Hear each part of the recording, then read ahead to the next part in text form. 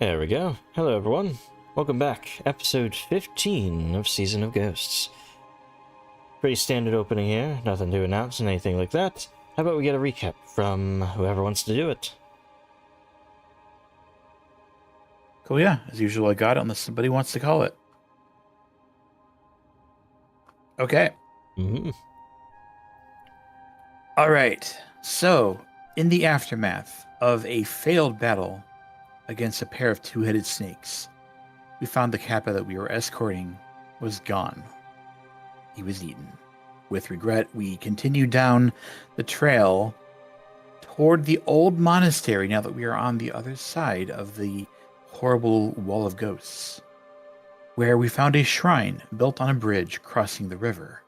However, it was haunted by ghosts that were trying to pull us into the water while swarms of leeches emerged to attack us. We fought them off, put the ghosts to rest, and got a good night's rest now that the place was cleansed. In the morning, we did a little ritual that granted us protection, and we progressed forward, battling some mandragora-type creatures. Found a crying woman on the road who identified herself as Yeri. She was separated from her sister Uni. The two of them were on a pilgrimage to the monastery. We recognized that she and her sister had both gone missing from Willowshore 10 years ago. We made a vow to protect her, partially to understand what was going on, partially because it's just what we do. We came to a shrine by a big oak that had been burned. It was pouring down rain, and there was a small house in front, so we went inside, or we attempted to go inside to seek shelter, but it was inhabited by these burning undead figures.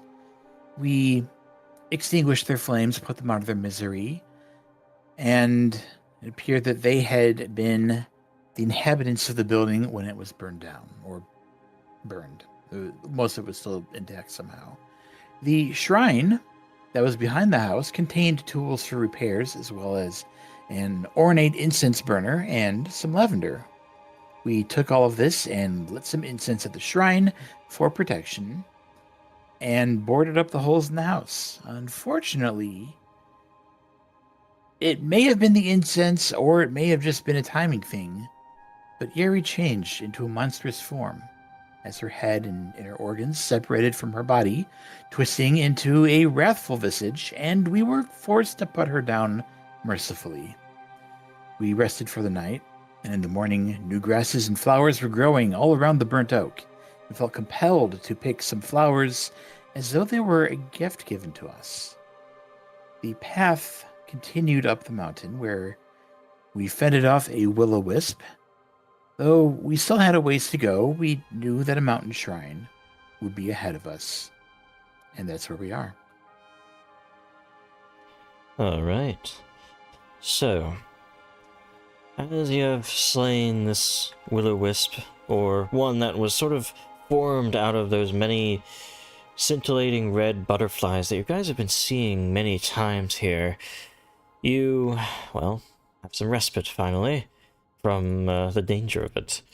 The path still sort of winds ahead of you, though as you look up, you do realize that the forests are giving way a little bit to mountains ahead of you. You can see sort of tall peaks here and there.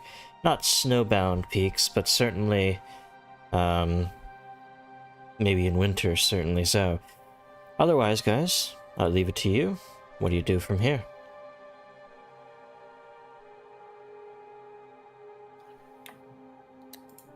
3 so far. I want to cast Magic Miss... I'm just kidding. Yes, of course. Yes. No. We just put down this thing. Okay. I think we're good. We are. That's right. We spent a little bit of time, a short bit of time, healing up, didn't we? Yes, you healed Sugar at least. We should probably talk about whether we are going to ignore any future people in distress, quote unquote, since they probably going to be turn out to be more of these emotions to the Daredevil Wisp. Do you think that the Kappa was also a trap for us? Possibly. Perhaps. There's no way to really know now. So I believe there's no use dwelling on whether it was or not.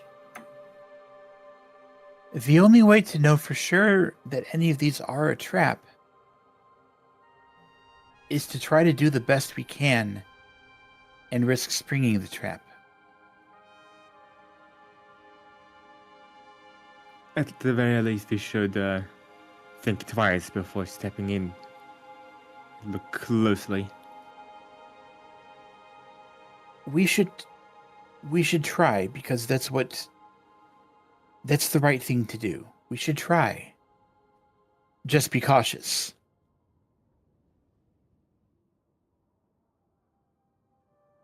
I agree with Yuga. We don't know for sure if everything we find is going to be against us, so to speak. But enough of that. The mountain ahead. Are you all used to climbing mountains? Rugged terrain? I know. Are you? Unfortunately, I have to say, I am not. I have been gradually increasing my stamina over the past few months. That's something. Most of my experience with mountains, I was able to fly. Before I,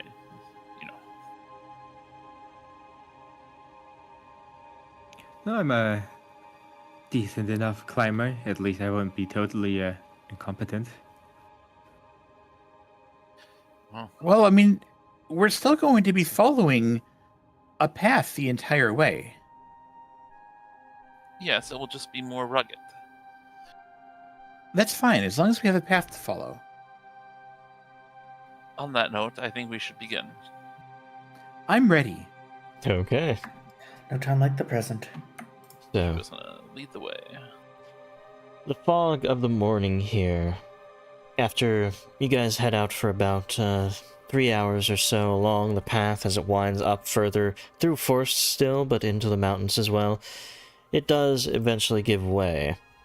At least, maybe more because you're going higher in altitude. As you look back behind yourself, you can see sort of a blanket of fog across the land that stretches seemingly endlessly into the distance, with a few treetops sort of poking through it.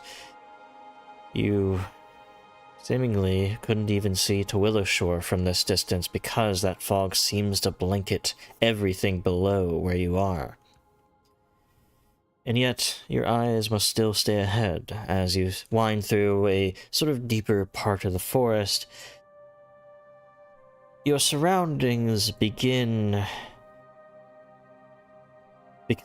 strange. First, it's a strand of hair here and there, then rotted flesh sort of pinned against a tree here and there, and before long, there are dozens of humanoid heads of varying states of decay that hang by their hair from tree branches on either side of the road, the trees themselves blackened and barren of any leaves in this particular section of the forest.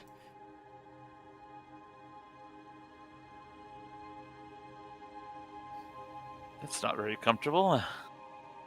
Yuga, have you heard of any myths or anything regarding something that might do this? What a great question. I do have Willowshore lore. You could roll Willowshore lore.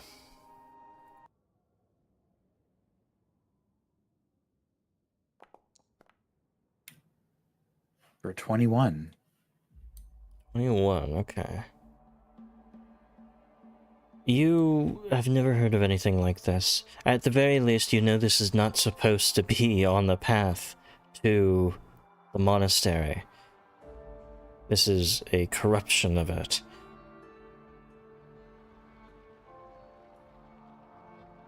Yeah, I don't know. All I can really figure out is that it's just not right.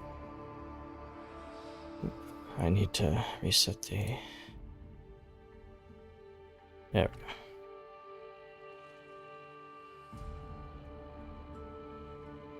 As you're walking through it,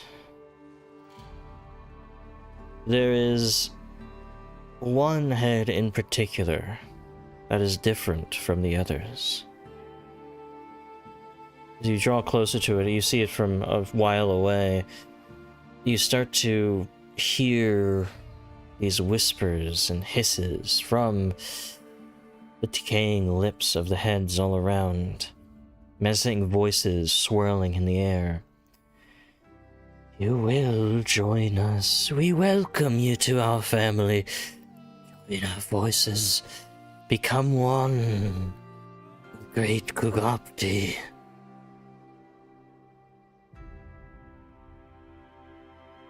You hear this cacophony as, well, you get closer to the skull that sits strangely in the middle of the path, not sort of amongst the many skulls on the trees. And as you approach, it rises into the air, commanding you. Stop there. Turn back. You are not welcome here.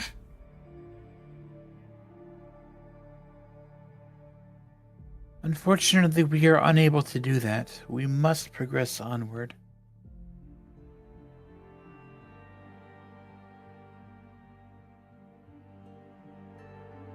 Ignore everything else here as we shift this. The skull ahead of you all. Sort of shift you guys back a little bit here. Stands about 30 feet away. And as it sort of floats into the air, you see a vitriolic creature sort of oozing with this energy.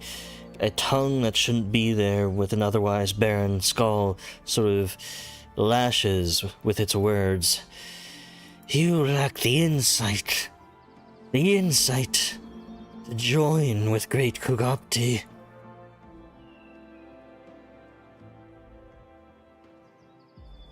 I think the only thing out of place here is you and your lot. These other heads.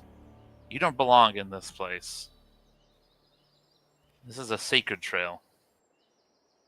This place is sacred to your kind. No longer you are now the intruders upon our land. We have taken it. It has not been yours for decades, centuries even.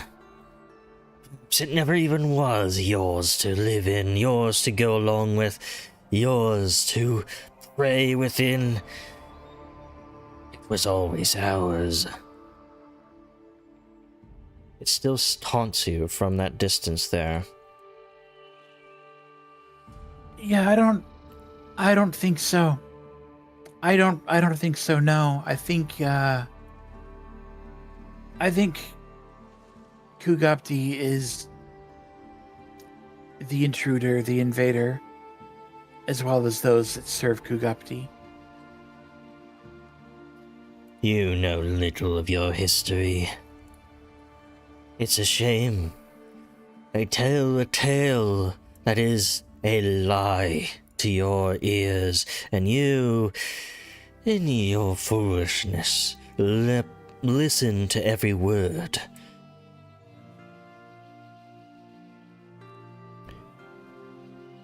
No, you're just trying to confuse us with falsehoods, and I will not stand for that. Then you'll die standing there. But you will go no further. If you're going to call us intruders and invaders, then we shall act like it.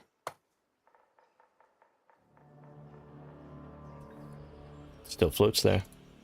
Shuko takes a step forward. Same. Be careful where you tread. You do not know what you are. That is true. You don't know what you are.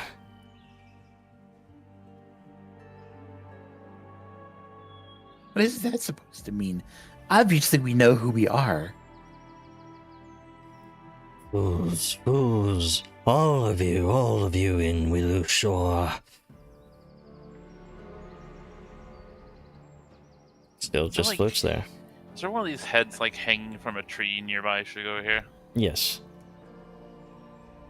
And it's being held up by like strands of hair. You said. Mm-hmm. Lovely. Shugo's gonna walk over to one of those heads nearby and cut it. You dare! I need initiatives, guys. As you cut at the strand of hair, a festering head does seem to, as it breaks free, try to bite towards you. Oh, Oops, did I? Yes, there we go. Fights. listen, these things aren't natural. Oh no, they're attacking anyway. Kill. I so detest violence. Let's slay them so we don't have to fight anymore. We detest violence, so we seek to end the battle as quickly as possible through violence. Yes, you're catching on. Actually. Reception is of initiative. Excuse me. Oh, Abby's rolled yeah. really good starting out, and then every roll following that roll is garbage. Here's the initiative. Let me make sure. Give me a +2 from incredible initiative. Oh, would that change you at all here? Yeah, well, it puts me on par with Yuga. It doesn't really make anything different. You guys can delay between each other, but yes, I'll. Well, it puts you on par, so it's still between you two. Anyway, let me get some music going. Here we are. So, as Shugo, you swipe at that hair, you almost had an inkling that it would come to life to attack you, or more than the just whispering it was doing, so, yeah. What do you do? Oh boy. Shugo's gonna look around for a minute and look to his partners. You all can handle this one, right? Likely. Which one's this one? You put a lot of faith in The, us. the head next to Shugo. Oh, It dropped. yes, of course. Shugo's gonna immediately charge for the skull in the front. Okay. I don't know what this thing is. But to begin with, I'm gonna try to grapple it. Mhm. It's a tiny little flying skull, right? Yeah, it's basically just, yeah. Tiny flying skull. As you try to grab a hold of it, yeah, you sort of hook one of your claws into it. It's not a full grab, but like a full restraining movement on this small skull, but you're able to at least prevent it from going anywhere else. You know what? I'm gonna try to trip it too. Okay. Try to push it down to the ground. Mm-hmm. Get my button 1 second.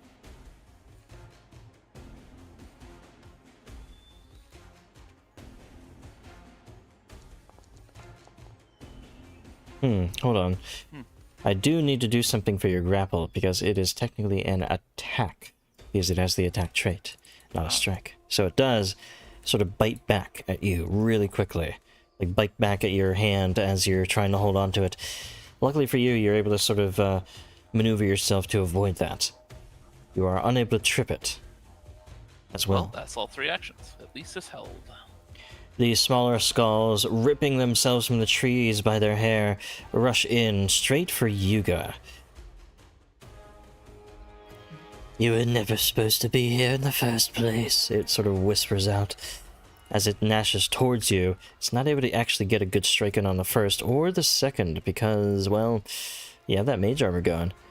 That one fails to do much. The other And I one, raise my dexterity. this one strikes out. This one does hit. Your gods know what you are. Abomination. Oops, it shouldn't be damaging itself, but you do take 4 damage. That was its first attack. It is then, as it bites into you, it's trying to violently...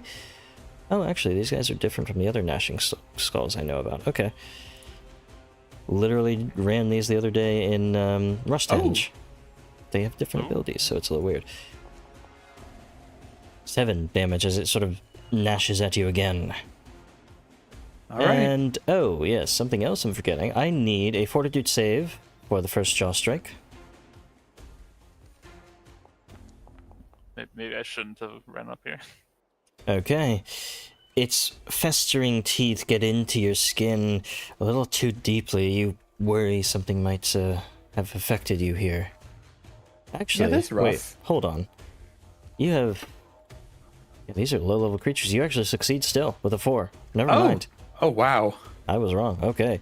That's that one's turn. Now, to the one that seems to be the most taunting, it is going to... let's see. Continue to antagonize you, Shugo. You. Some guardian they created. Poor creature, you aren't even part of this cycle, are you?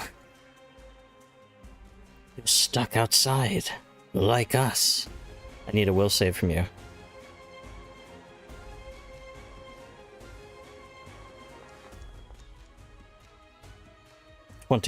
You are off guard for a round as it just incessantly goads you, antagonizes you.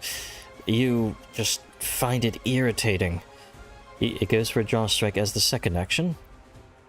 Fails that strike by 1. It should have actually tried to do an intimidation check to demoralize here. It's going to do that as its third action, which will certainly succeed against you. Not critically, though. You're frightened 1. If it did that the right way, it would have actually hit, but forgot about that. But yes, you can add frightened 1 to yourself as that is its turn. He bows in. Alrighty. I'm gonna use my first action to move past Yuga and up here, if I can. Yep. And can I target the skull up here with a spell? Yes, you can. I'm gonna try something. I don't know if it's gonna be good, but I think this is a good time for it. I'm gonna make him behold the weave. Okay. So I need a will save from him, and depending on the effect, it will have to.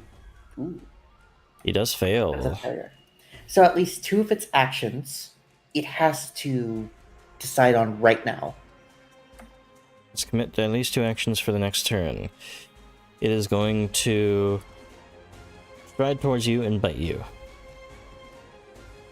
They keep. Hold on to him. Shugo. Stride towards Bows in and strike you. Okay. Yeah.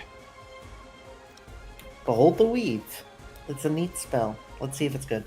And that's my turn. Okay. So you pull on the thread and sort of lock it into a timeline. Yuga, your turn. All right. Well, I got the impression that these might be these little guys might be somewhat weak, so I'm going to try casting cantrip Divine Lance on one of them. See how much that does. So lance one of them with Erasmus Light. That does hit. Roll the damage. Solid roll. 13 is a very solid roll. They're nearly destroyed by that, burned by much of that spiritual damage, but still. Shield goes up. And I'll shield myself. And Leodon. Yep, let's have a look at these floating heads. I'm devising a stratagem. For the one left of Yuga. Well. Oh, okay. I'm also recalling knowledge as part of this. Religion.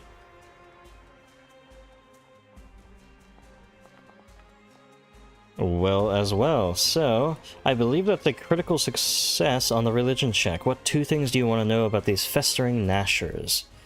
Lowest save and any weaknesses. Their lowest save is their fortitude. They're just small creatures. It's hard to have a, large fortitude. And weaknesses you asked for? Yep. They're weak to vitality damage. Oh, well, that figures. I'm so upset that I didn't prepare vitality this fight. You always have vitality as a cleric. Heal. Oh, right. Also, my known weakness pops in. Been a while. So if anyone were to attack that creature, you This would have a one. +1, but I'm not sure about its chances against your natural 20, so let's see about that. Well, I'm gonna change the grip on my crossbow, and I'm going to completely nail this head. Okay.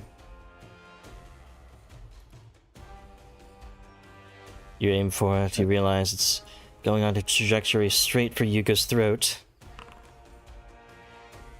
But before it can get There. there, Holy I'm- smokes!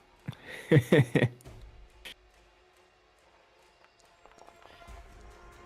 take a shot, a clean one, straight for the eye. It passes straight through it, nailing it, as you said, to one of the trees behind. It stops moving after that.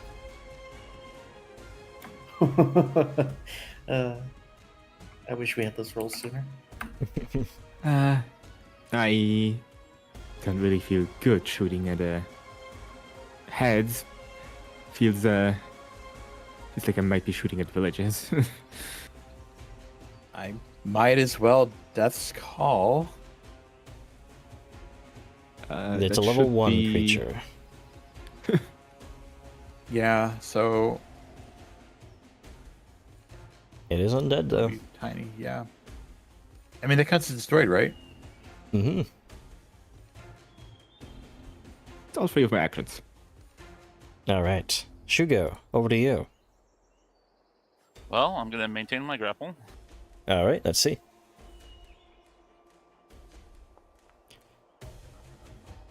As you maintain the grapple, it will go for a bite back. I don't believe it affects reactions on the Behold the Weave. No, only actions. Still sort of gnashes back at you. Will hit with this one. And its teeth are sharp as all hell. 12 damage to you as they break through some of that glowing protection, that spiritual energy that you summon at the start of fights. Yeah, but you still hold on to it. Any saves or anything I need to make?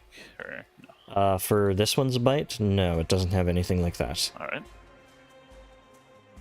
And Shugo's gonna bite back using Intimidating Strike. Okay.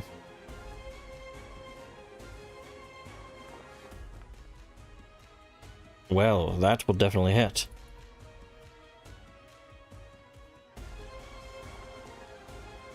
As you bite straight into it, that persistent vitalizing energy sort of glows around it in a halo, and it doesn't seem like it's going to like that at all either. It is Frightened 1 as well. Mm-hmm. Frightened 1. The end of your turn? Wait, no, I don't think... Yeah, it's 2 actions. Okay, you're good. Yep. Even with a map 5, you got it. Okay, yes. You are no longer frightened. There we go. And this festering Gnasher is still going to go after Yuga, seeing the threat that they pose. Just gnashes, you. biting, doing what they can to tear through your robes and infest you. You do take 6 damage there. I need a fortitude save. Okay. You're Beautiful. perfectly fine. You're to brush it off. It's just going to go for 2 more attacks. It really doesn't need to do anything else. It really doesn't have any other ability. Misses both of them. That's its turn. The other one's dead. Now, of course, to this one here. Okay.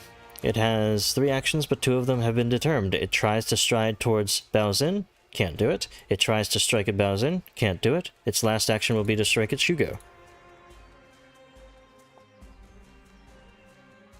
It is sort of caught in a loop, a timeline that doesn't work for it. You would not be off guard for I was this gonna say, round, yeah. so you actually are able to defend yourself. Baozin, your turn. Go for the boss. Awesome.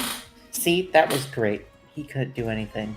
He also takes a lot of vitalizing damage because he is weak to vitalizing, and whenever a creature's weak to persistent, it kind of sucks for them. And he doesn't get rid of it. Alrighty, given their bad fortitude, I'm gonna do 2 things. One, I'm gonna cast a curse on him, Needle of Vengeance, Mm-hmm. targeting the boss, of course. If he ever attacks Shugo, he's gonna get hurt. Okay. Next, I am gonna use my other 2 actions to cast Void Warp. Void Warp. Are you sure about that? No, I'm not. They're undead. I forgot. Yes. I'm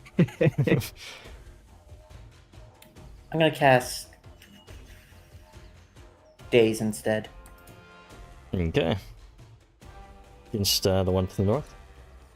Yes. Rolls its will. It does actually seem to have quite a strong will. It will succeed, but still take the half. B. I'll take 3 damage. 3 damage on it, yeah. Alright, so, that being you, I'm starting to see the horrors of a witch controlling the battlefield like you are. I love it. I You love go. it because I don't have any of that. It's great. I'm finally getting my stride. Mm-hmm. Okay, I cause a vitality explosion covering the battlefield. Okay, just going full hog, 3 action heal. Yep, just once. This one will make its fortitude save first. Let's see. 12 on the dice. It does fail because they are actually really bad at fortitude. This one up That's here beautiful. also is a failure. Takes 15, actually 20 points of damage because of its weakness. The one down here just is basically blown away into smithereens by the vitalizing force sort of exploding out of Yuga. And you all heal for 15 too, which is not bad. Alright. That was fun. That's all, yeah. Oh, and I think, technically, if you place the emanation, we get a animation. Do we? No, okay, shit. I'll have to add an animation because you use it quite often. Anyway, Okay. Leodon, your turn. Mm-hmm. Let's roll the dice. Mm-hmm. That's one. Oh, okay. You're at a bad angle. I'm turning it into a skill stratagem and also recalling knowledge. Mm-hmm. Religion. Goes definitely in the way.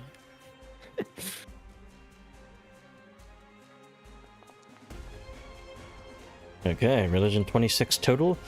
You realize that this is a special beheaded skull, a taunting skull. Uses words as his weapon. What do you want to know specifically about it? Give me its lowest save. Its So I lowest don't think save is its fortitude. Fair enough. I've locked myself out of attacking. So my remaining 2 actions are... I'm going to try a Bon Mo. Okay. You know, maybe you should have stopped while you were ahead. Excuse me, I need to get closer actually first. There you go. Yep, need to be within 30 feet for that. So you can easily, audibly, and visually see what's going on there. Yeah, roll your diplomacy against their will DC. 12 against their will DC. Unfortunately, their will DC is pretty high, and you're not the most charismatic person out there. Fair enough. I'm going to use my final action to try and intimidate. Okay. Let me see. Where is it? Your puns leave much to be desired, fool. Well, my puns maybe, but how about my attempts at scaring? And he strikes a scary pose. Okay. Oh, scary. Excuse me, I forgot what I need to roll for that because I cannot find it right now. Intimidation.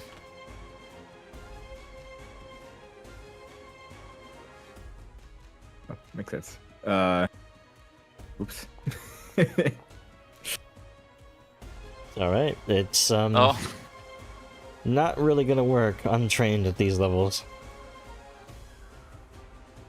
But either way, Well, that's my turn.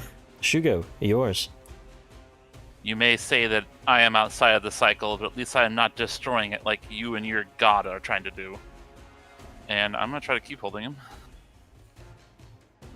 Actually, I wonder if I should keep trying to hold him or not. I'm just gonna try to destroy it. Okay. I'm gonna bite. Mm-hmm. I'm gonna just crunch on the skull. You I'm tried easy here to. to win. Okay. You bring it back around. 6 on the dice exactly hits. Roll the damage. As you bite once more heavily into the creature, it's still holding up, but there's fractures all along the skull. What do you know? What do you even care? The cycle is a prison.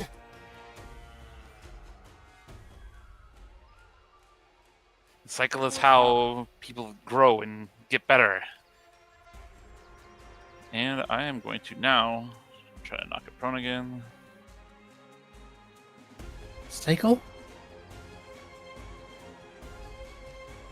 Cycle of Souls, Sangpulchi. Ah, yeah.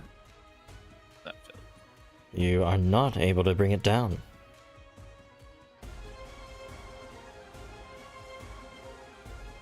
And I'm going to step back, breaking the grapple. Okay. As you step away, it has a choice to make. Seeing this needle, it's actually, I don't even know if it would be aware until it actually hurts it. So it rushes up to you, goes for a strike. Bites, fails, goes for another. As it's run out of options here, it's just flailing wildly at you. It does actually hit for the second action, dealing 11 damage to you. But that's all it can do at this point. Also, it would need to make its will saves on that here, so I can click into that once and twice, in fact, because it's attacked you two times. Does succeed on the first, does succeed on the second. It would take, at this level, 6 mental damage, so it actually just takes 6 because it's half of 2 6s. Still alive. Bows in. Already. Oh, and Let's it see if also takes some survives, actually. vitalizing damage, and that is enough to kill it. As the vitalizing halo around it sort of burns the rest of its energy away, leaving a smoking skull as all that remains. Give yourself 60 experience points for that encounter. Amazing.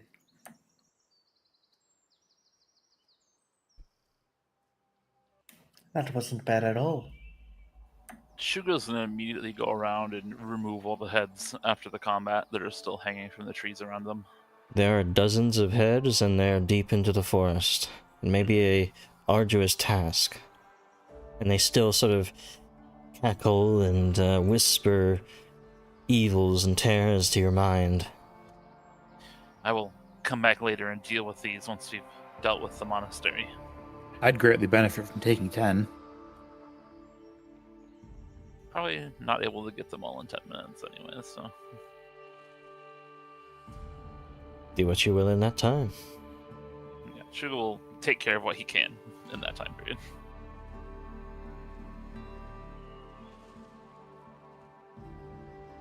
Refocusing. Refocus.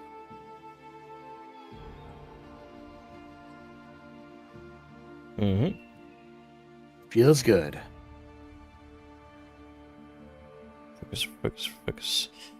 You can refocus while doing medicine checks, remember. Oh! Shugo stops by for his checkup.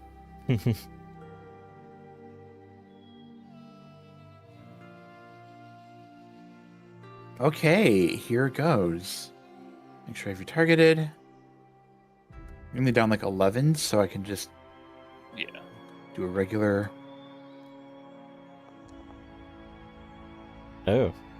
So no, I'm gonna nope, that doesn't happen. That doesn't Mhm, happen. mhm. Yuga, that's my Because- eye. Hold on, I gotta find it.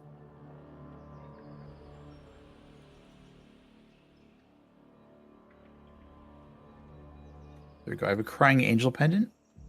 Oh yeah. It was a normal failure instead. But that's critically administer first aid. Administer first aid is different from treat wounds. So. Oh, that's different. Okay. Never mind. Mhm. I don't have to use it then. Okay, so I just hurt you instead. It's fine. No, it isn't fine. Wait, it's not fine? Minutes go by. You've never gotten used to healing Shugo's wounds. I made a mistake. Oh, hold still. Let me do it again. You Just- gotta. Just sit still. you have continued Leon. recovery? The other just quickly brews up a little something and offered it to Shugo. And no, I absolutely do not.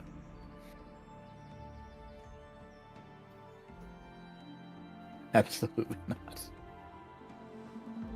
Here you go. This should do it for you. I appreciate the effort, Yuga. But next time, try not to stab me with the needle. I don't understand why your vitals are just in all the wrong spots. It's so confusing. You'll have to roll the healing on that. Thank you. Oh, it's good.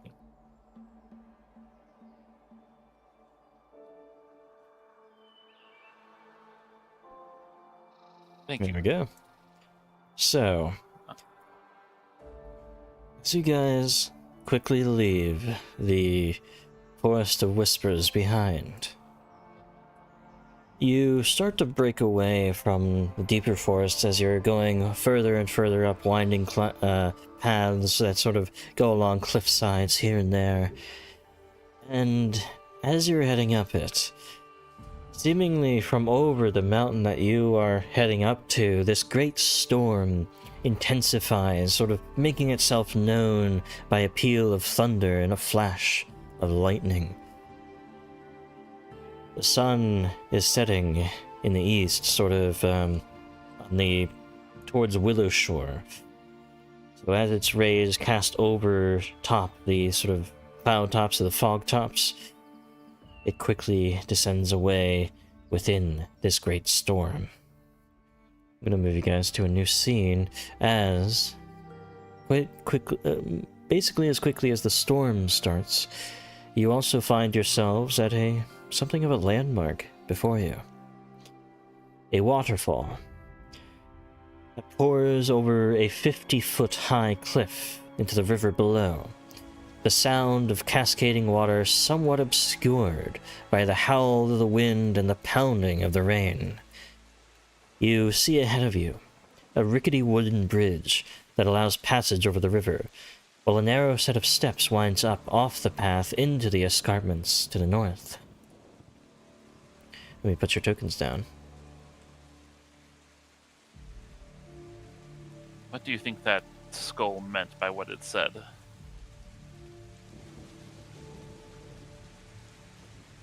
I'm assuming it didn't actually mean anything. It probably has some confused notion about what the truth is, and we should disregard anything it says. I'm inclined to agree with Yuga there. I don't think we should believe anything these creatures are saying.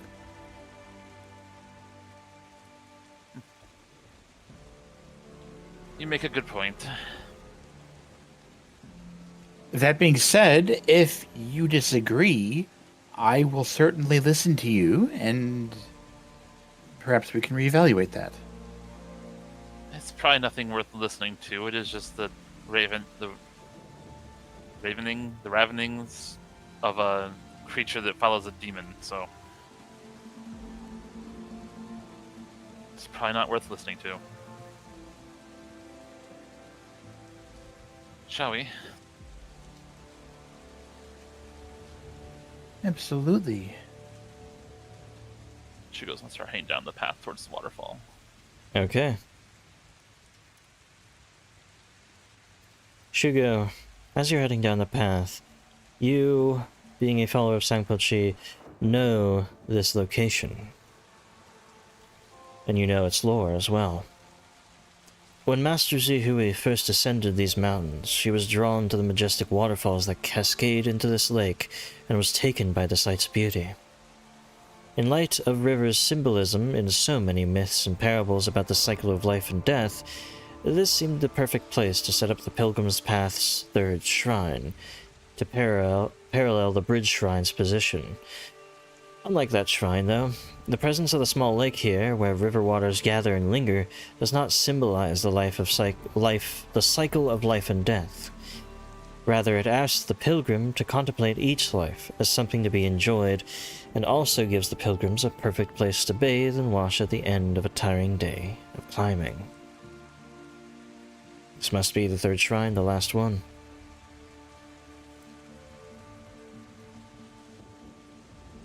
Thank goodness, this is exhausting. Hopefully there isn't So anything close. horrible waiting for us at the top. Yeah, he seems really paranoid about the cliff next to them. Like, just keeps his eyes fixated at the top of the cliff. Once we get to the top, we will need to bathe in the lake. Not when it's raining. Not when there's any evil around. Shugo approaches the bridge. Everything look okay at a glance? Roll me a perception check.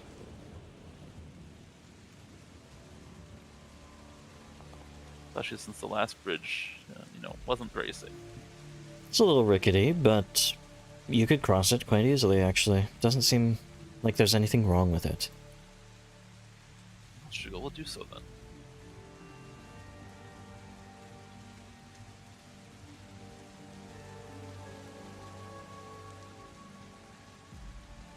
He does take a moment after he crosses to observe the waterfall.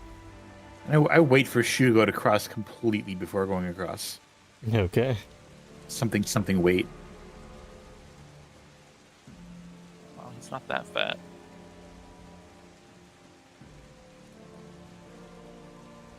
Shugo continues on. Mm-hmm. Yep, I'm ready. Up ahead of you, you begin to see those stairs that lead upwards.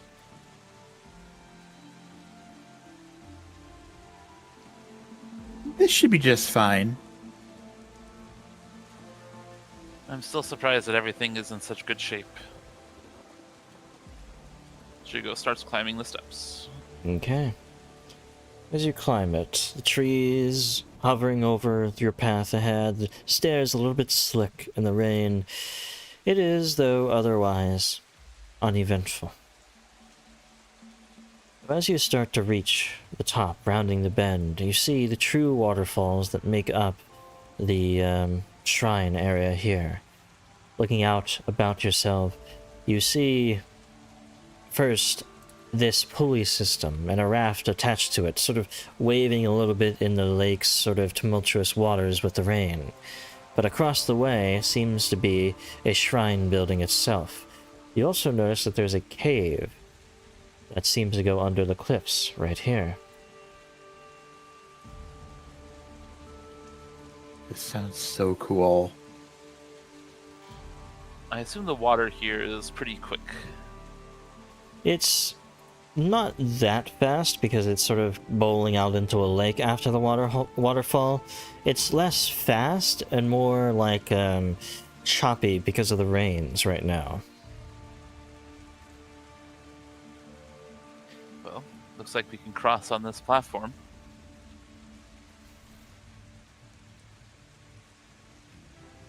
That sounds like it would be a prime spot to ambush us. If we had to ask me. Can we all fit? How's the platform I looking? think the answer is no. It looks to be able to hold 4 people. It looks like there's enough room for all of us. Room. It'll be fine. But isn't Shugo made of stone? Yeah, but remember again, you guys don't take up your full 5-foot space. You're only like 2 That's foot fair. wide, and this is a That's 10-foot by 10-foot platform connected to the ropes here. And he's magic stone. He doesn't weigh as much as he should. Shugo, just kind of balance yourself across it a bit. It'll be okay. Shugo noodles around the middle. Okay. As you look at the raft and look at how the pulley system works, it seems as though, well, you just need to pull on one end of the rope and the other end of the rope will pull the raft, or like the one side of the rope will pull you across while you pull on the other side of the rope, basically. It's a pulley system, you know what those are. Someone Shugo needs will to do reach it, up. though. Shugo will reach up and do it. He'll pull on the rope. Okay. Get the group across. Other people Yeah, can done. aid in that check as well. Yeah, the other aids, and awkwardly moves to the side to give Shugo some space to grab it.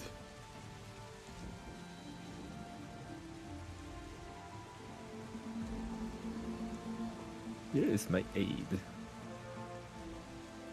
It's acrobatics, not athletics. Excuse me. Oh, you want an athletics check from me? Yes, I do. It's my aid. It's a critical success on the aid, +2 to Shugo's check, which makes it a total of 30, in fact. But even with a 30, you couldn't really do any better. You are immediately able to thrust the raft 25 feet ahead. So, here, this is 10 feet, 20 feet, 25 feet. As you're able to pretty easily thrust it across the way here, getting it to about there. Though, there is a figure that steps out from the shrine.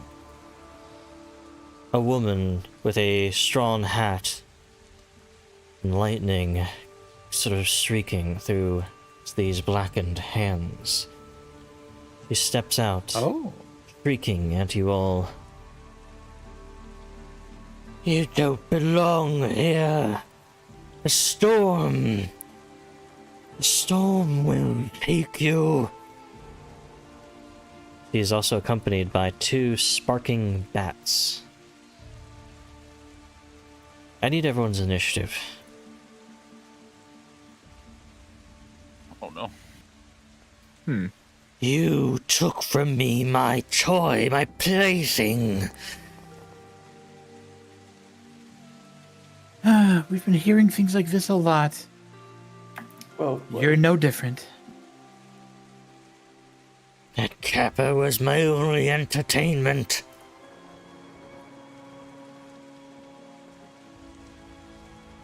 I see. I know who this is now. You tormented him. That's a pretty messed up form of entertainment, if you ask me. And I will torment you instead. I will send you far, in all directions, by the wind's grace. Die now. But before she can do anything, Yuga, your turn first. That's cool. We're a little far at the moment. But how long would it take to prepare incense in the incense burner? Probably, let's say an interact action. Oh, that's kind of fast. Do you have an Well- incense? Oh, yeah, you do actually. I do have an incense burner and I have lavender incense. That you do. Shields So- the incense within from being extinguished by wind and rain. Mm-hmm. We're going to be moving over that way. I might as well just get it set up. I'm Well, going I to say have a 3 chance. actions to pull it all out. 1, 2, and then put them together. Then a single action next turn to sort of start it to burn. Do you have a Sounds good. flint and steel, something to start it to burn?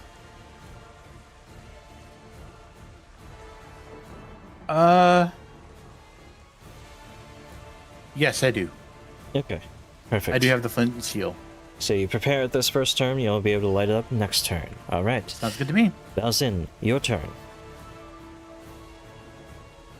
Oh boy, I am not sure what to do. I do not have that much range.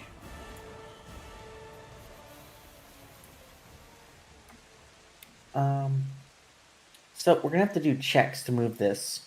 So I'm gonna cast Nudge Fate on Shugo. Where'd that go? Okay. That way he can get a bonus to a skill check. I'll give myself the armor class boost just in case. And then I'll use my other 2 actions to cast Shield. Can you command your familiar to help pull the pulley? I'll use my last action to have my familiar use acrobatics to help. Can it use It acrobatics? cannot to use help? acrobatics. It would have to use athletics, yes. It has a +5 bonus to athletics. So Better yeah, than I'll nothing. have it aid. Should I go ahead and roll that now or on Shugo's turn? We'll just do it on Sugars. I was gonna Okay. say have it try to do the pulley instead of aiding. Because I can only move the thing so far. Okay, it has a +9 to acrobatics. Should it do that instead? It's athletics to move it. It's athletics for everything. Okay. You can't. search There's that. no way you can use acrobatics to help move this. Yeah, Unfortunately. that make. Yeah, why am I thinking that? I mean, you A can either +5 aid to or- 8 is fine. Go ahead and I guess that'll be your turn, right? Yep. Okay. So we go on to Storm Hag. She, standing there, sort of takes a wide stance, funnels lightning through her fingertips, collecting the ambient sort of electricity in the air, and sends a beaming bolt of lightning across the way. I need Liadon and Baozin to make a reflex save. I'm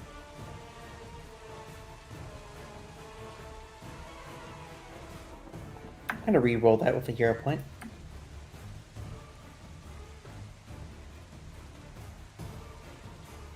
At least Oh, it's not a okay. crit failure.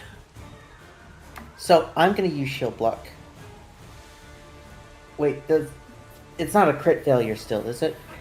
A 13 against her DC is it's not not. a failure. It's not a critical failure. No, it's just a regular failure. But still, as you guys are pretty quickly sort of sent reeling by this lightning, Baozin, you take 16. Liadon, you take half. Another I'm gonna thing. use shield block. Shoot, how do I do it? You hit the block button on the damage roll and then hit damage.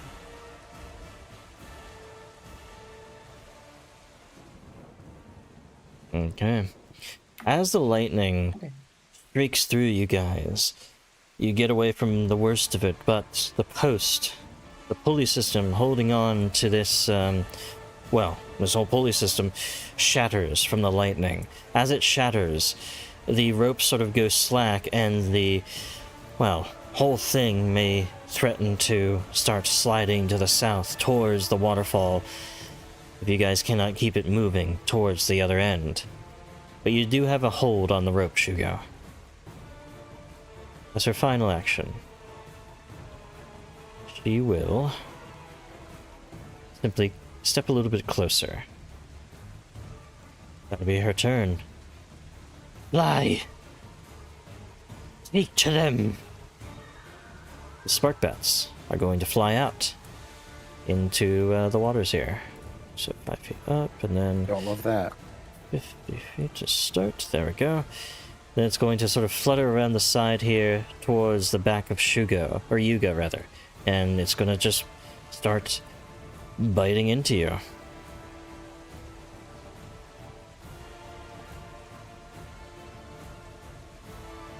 And it will Aw. hit. For 6 damage there as electricity sort of courses through its fangs. That'll be its turn. Shugo, yours. She was gonna keep trying to pull the raft along. Okay. Is this one action, 2 actions? 2 actions to do it, yes. The DC is a lot higher as well now that you're dealing with the breakage of the pulley system on the back. You're just kind of holding both ropes and using them to pull you across since they're still connected to the other end there. You are able to make it another 10 feet, though, as the DC has increased a lot by the circumstances here, so everyone moves up 10 feet. We might have to get into the water and swim. That sounds terrible. No, I am not doing that. I'm going to It's a pass death as sentence. Let's see, what can I do as an action? This is the kind of battle that characters with a swim speed dream of. I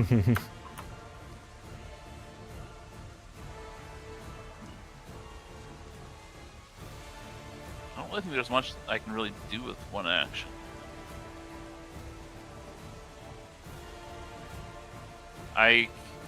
Since I could intimidate the bat, but I don't think the bat understands my languages.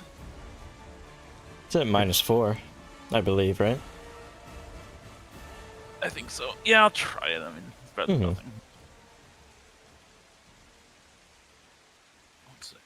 find the button.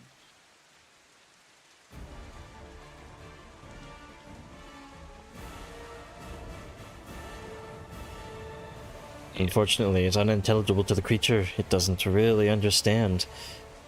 Alright, Leodon, it's your turn.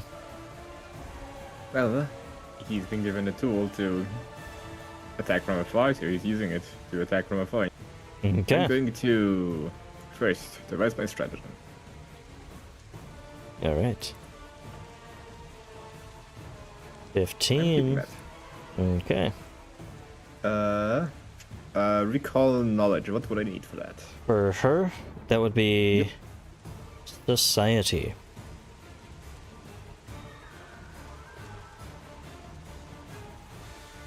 You're unfortunately. Actually, no, she's not any different from a Raider's hag, so. You are able to learn that she is probably a storm hag. What do you want to know specifically about her? Give me her lowest save. It is her reflex, actually. Oh.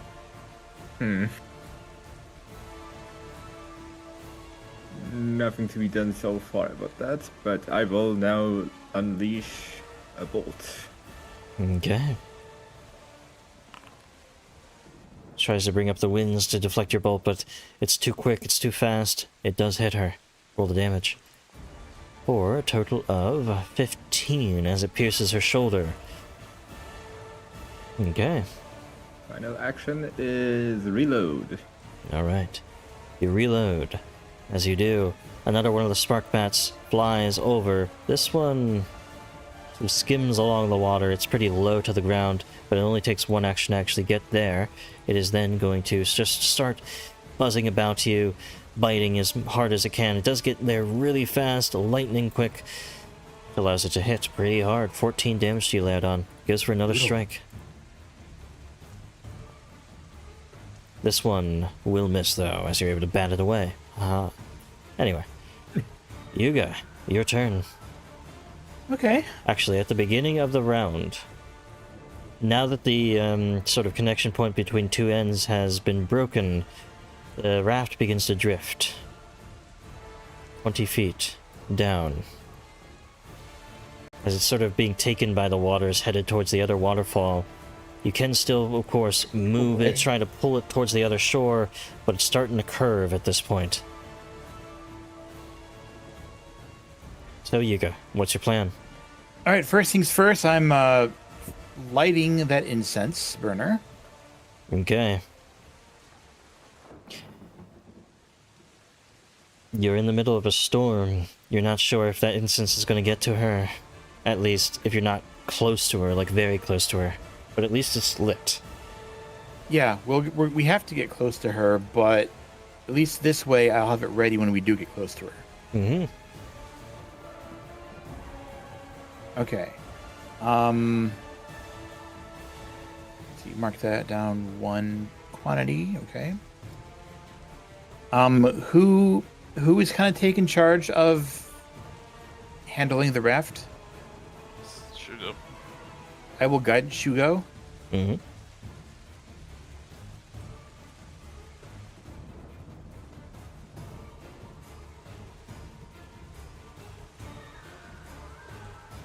Okay.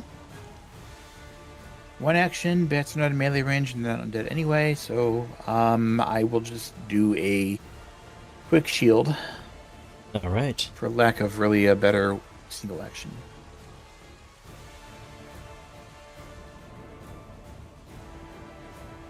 There's three actions. Bows in. You're up. Alrighty, I am immune to shield. I can't cast it anymore. Because... yeah, hardness 5. Mm-hmm. Well, hardness 10 is all I had. Oh boy, what can I do? How... oh, we're still connected to the rope. We just need Yes. to pull.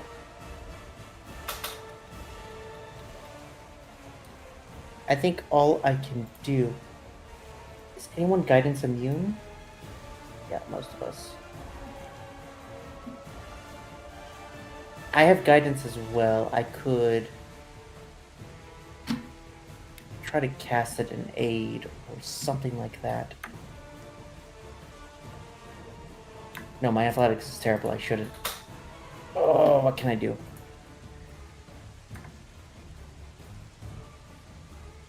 I could theoretically benefit from it if I don't have to cast a heal that round. Okay, which lightning bat's going next? One in the top One right. up here. It's well within range. I'm gonna see if I can knock it out with needle darts. Okay. Taking out a hunk of metal. Oh, I have cold iron. Wait, before that, before I cast it, I'm gonna cast Nudge Fate on myself. Okay. So, +1. Mm-hmm. As you sling this hail of darts, it's zipping through the air, but you sort of nudge your fate in the right direction. You know where it's going to be at the precise moment you need it to be, so roll your damage, it'll be doubled. And bleed, even if that matters, but it won't. It is enough, just that hail, to bring it straight down like a shot of a shotgun. Shredded. Will it blend? The answer is yes, kids. That is that. Okay, that's my turn. As No. for the AC bonus, just I'll slap it on myself. Okay. We go to Iagaka. Winds, prevent their bolts from being slung here. Rise! She pulls up a wall of wind in front of her, 5 feet thick, 60 feet long, and 30 feet into the air. I'm going to draw out a rectangle 60 feet long. It's just about all across this front set of stuff in front of her. I think that's 60 feet, right? Let me actually check that. But I used a different thing for it. 65, so she'll do it like that. There we go. Okay. This wall of wind just rises in front of her, probably making it very difficult to shoot her anymore. That is her turn, her whole turn though, doing that. Hugo, it's yours. I'm gonna try to pull the raft more. Okay.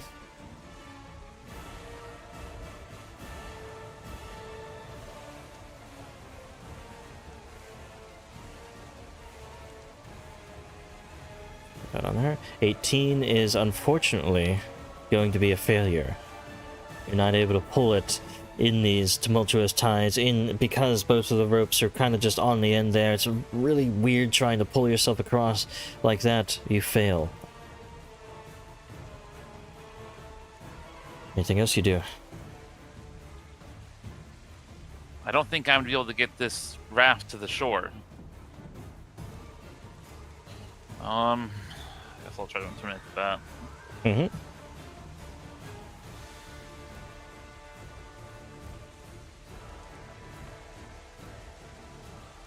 Try to shut down the bat, but the bat just doesn't understand. That's all 3 actions. Leodon. Well, Leodon is very visibly annoyed with the wall of wind that's been erected. Mm-hmm. He's just going to lower the crossbow and try to help navigate the raft. Okay. I'm sure it'll be fine. 21 is just not enough. The DC's 25. It's really hard in these whipping winds. Dang. The lake is pulling at you. At every attempt to pull you guys forth, it's just not happening. I think it might be time to abandon ship. At least our chances will be better to reach the other side. The raft is still drifting downwards 20 feet each turn, each round. Oh. Either way, I'm going to take a page out of Shugo's book and try to intimidate the bats. Okay. Really poorly. Leado just awkwardly waves the crossbow in its direction. It's very awkward. It just doesn't even take it into account. Stu, get away. The spark bat rushes over towards Yuga, zipping over towards him, striking. It does exactly hit. Or 7 points of damage. We go for one more quick strike. And a charged attack with its jaws, but it's unable to do anything else. As we go to the top of the round, this raft will continue to go downwards 20 feet. So 5, 10, 15, 20. Luckily, it seems like you guys have pulled far enough across that you're not going to hit the waterfall itself, but you're going to slam up against the rocks if you wait long enough there. So let me just move you all here real quick. There we go. You end up here. There does seem to be a slight bit of walkway along the shore here as well. Bushes, all that, but it might do. Either way, though, Yuga, what are you doing okay, what are you doing on your turn?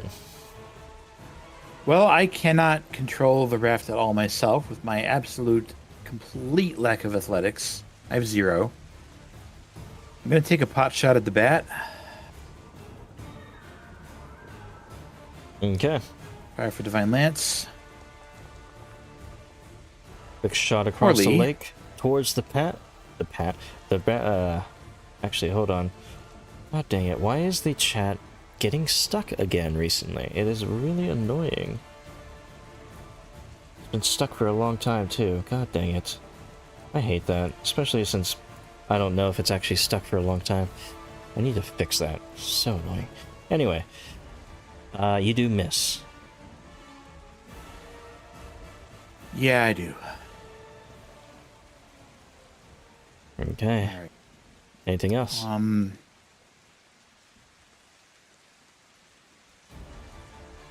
So how does it seem like we're going to like hit the edge fast?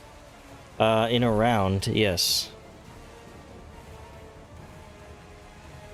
I think we could like pull over this way by just holding onto the rope enough, or no? Is that not feasible?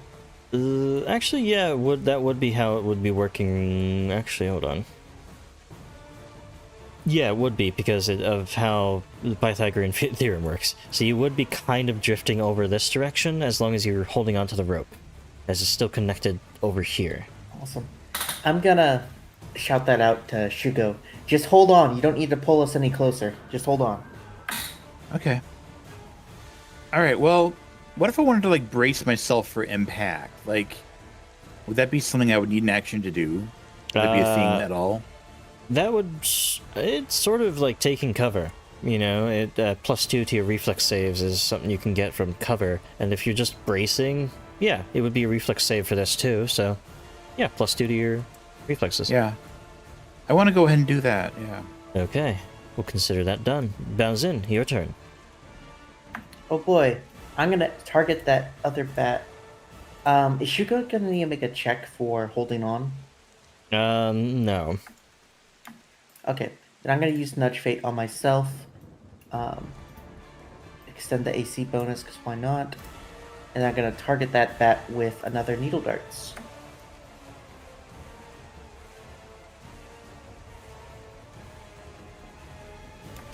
And Nudge Fate's not gonna save me. Okay. Not there. Try to That's my aim turn. for it this time and is able to dive out of the way, unlike its ally. Here, though, as we go back to Iagaka. Winds, my winds. You bring me your words. You will not be clever. He uses a single attack to slash the ropes, which causes them to go loose, and you have no connection to that end of things. She is then going to hold her ground and start slinging through the wall of wind her wind blasts. A game I know it's out of range. Oh, actually, I guess it would have a range. Yeah, okay, this is one of those weird ranges that doesn't have range increments. It's just... Okay, so she can't actually do that. She can't do the gust of wind. What's she going to actually do? I'm not sure. Hold on. Huh, okay. She needs to get in range a little bit, so she's gonna rush down here. Does she have range here? No. Final action, she's just going to call out, taunting you all. You couldn't save him. You won't be able to save yourselves either. Hugo, the rope is loose in your hands and is no longer connected to the other side. The raft is drifting. It'll drift straight down instead of going this way because you don't have a connection to the rope. Is the water full difficult terrain swimming up to the edge, or is it any shallower at all? Up to this edge, I am going to say, because of how those... I would say, like, the tile or the block next to it... Well, hold on. Okay, let me just say this. Water doesn't have difficult terrain if you're swimming in it, and you'll be swimming up to the edge. That makes things easy. Okay. The DC is 20 in these waters as opposed to 25 to try to hold on to the thing. But yeah, it's still difficult. Still a very difficult swim in this storm.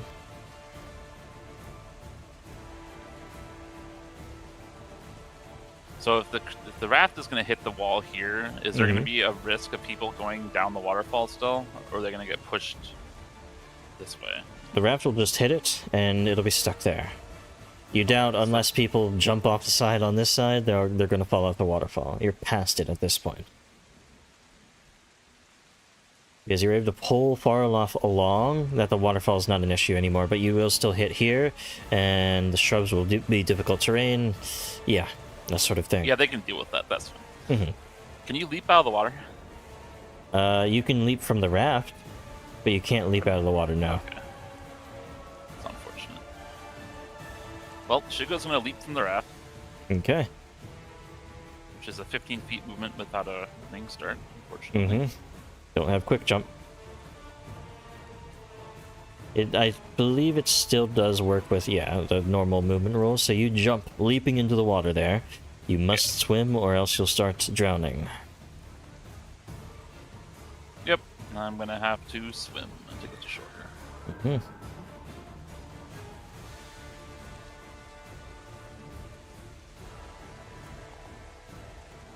15 on the dice, total of 28. That is a oh wait, no, that's not a critical success, DC 20. You are able to move 5 feet in the water, though. I believe on a successful swim, right? I thought it was farther than that. Let's look. Swim action. It is important here. Maximum distance of... hold on. GM determines DC, but the end your turn in the water, have wait, hold on. What is this saying? The attempted athletics checks to move a maximum distance of 10 feet through the water. Okay, so I don't know why it says maximum distance. They must have changed this. Either way, you do move 10 feet, I guess. Yeah. It's weird. It used to be different. Yeah. So 10 feet through the water. And to pull himself up, is that another action that would end his turn? No, you would be just starting a stride action, essentially. Okay, well, I'm going to stride. Okay.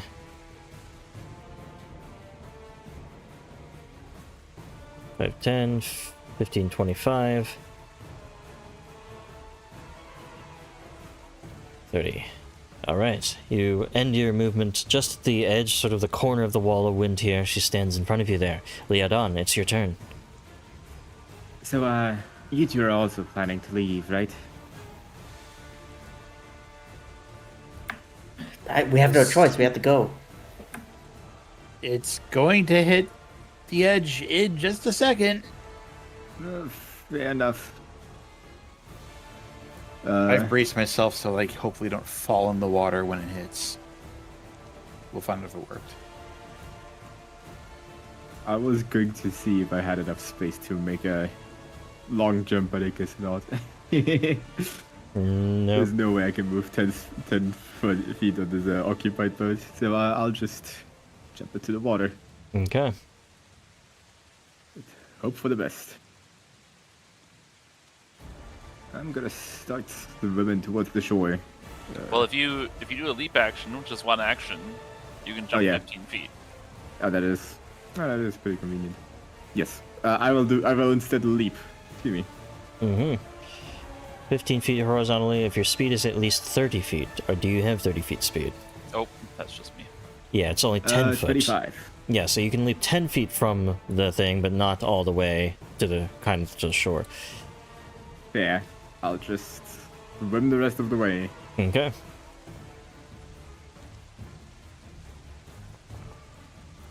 That's your 20. Okay, you can swim the rest of the way and even get up onto the shore wherever you want to within that 15 feet that you would get.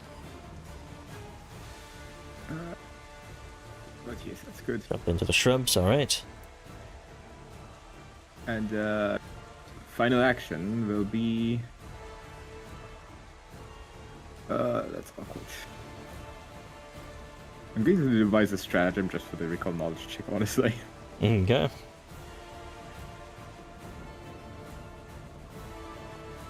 And also just to check the skill stratagem, obviously. Mm-hmm. The society.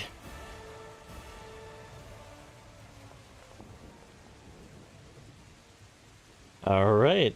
You know another thing about them. What do you want to know? Is there any special shenanigans that we haven't seen yet?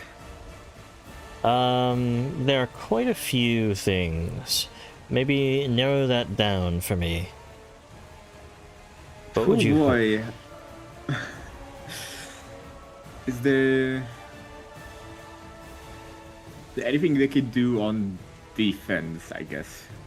On defense, okay. So, I will say, because of their ability to, manipulate precipitation, you imagine she has some sort of fog she can produce. And if she does, she can see right through it. No. That's all of my actions. Okay. The bat is still rushing after you guys. Yuga rushes, sort of keeps in tandem with you as you're floating away. Goes for 2 strikes here. First attack, I think will hit. Second attack, I think will not. There we go. Oh, weird. Whenever I do like an action that... Okay, I see. Anyway. Let me roll the And damage. I don't think my cover would apply to the attack. It in would this not, situation. no. So it still hits. Yep, still 6 damage.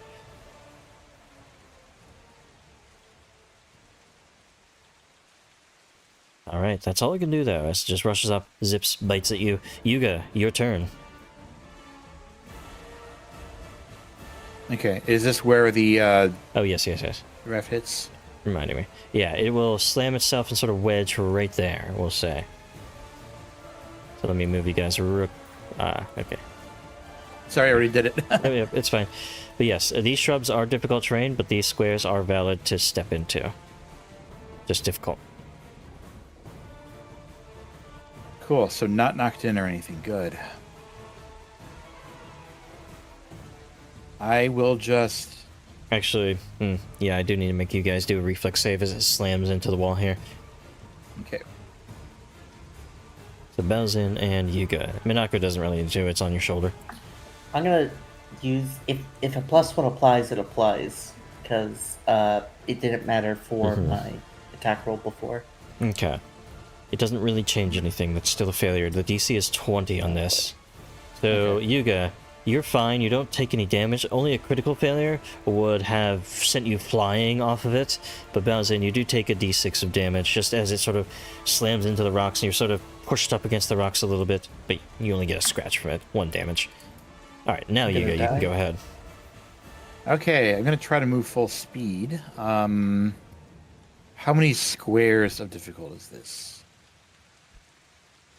It is wherever the shrubs are. So this one right here, I'll say isn't, well, yeah, this one isn't. You can kind of stand there. You'd be off guard if you're standing there, I guess, because it's like half teetering off the ledge. But yeah, that's fine. That's not difficult terrain. Just be off guard standing in that specific spot. And it's considering a wall here. Let's see. Okay, is it stopping you? Then I Okay. can still do that. Let me just fix it. There we go. Now you can do it. Sorry. Just go ahead.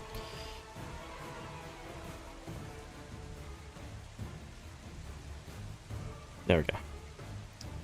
Okay, so 5, That's 10, 20, 30, 20, 30, 40. 45 to get out right there. That'd be 45. Mm-hmm. So I can still move one more. All right. And that doesn't leave me with enough action to do anything, so stride.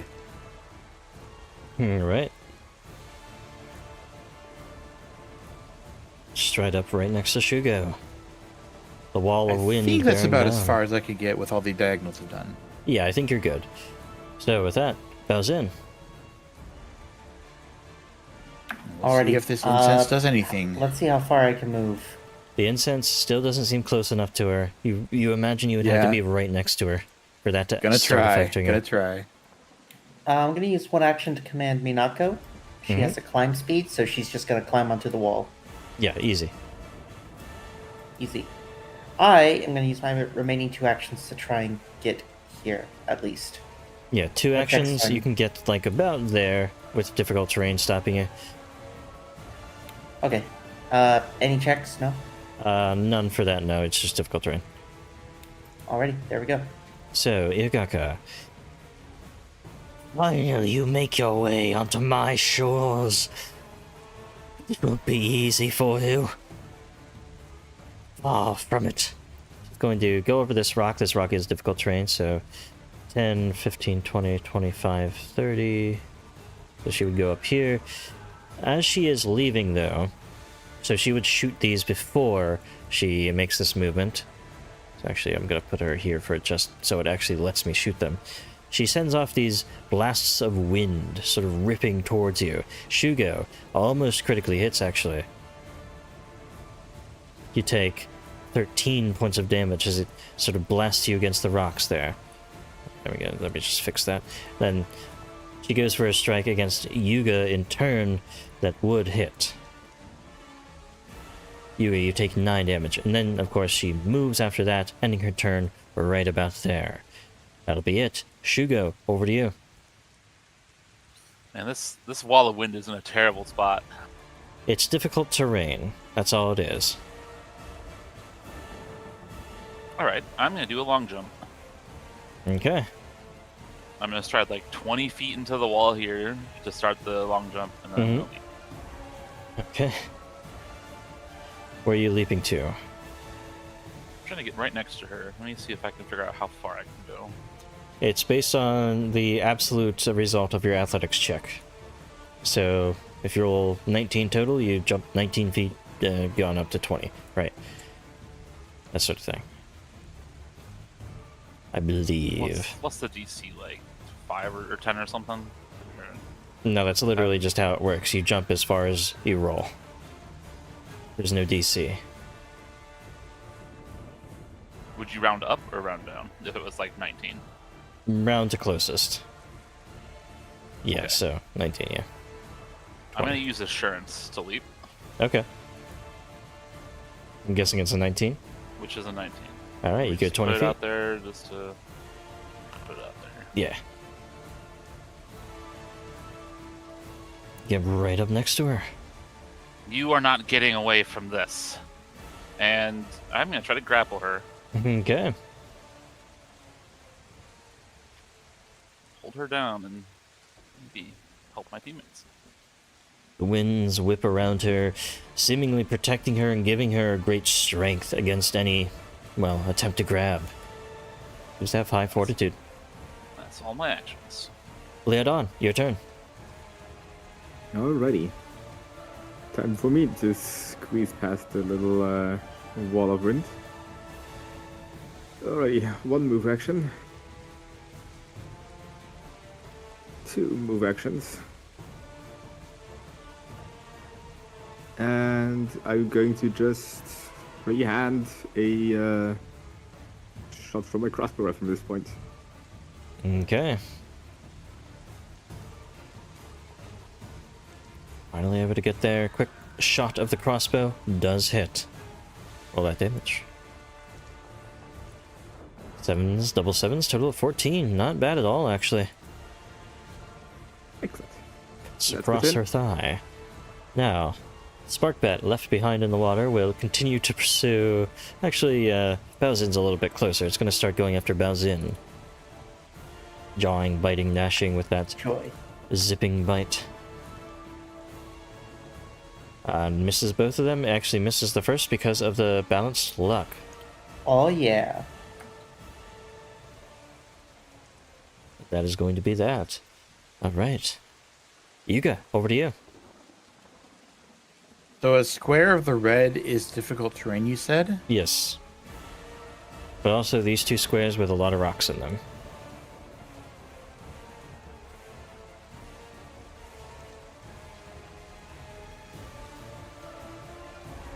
Okay.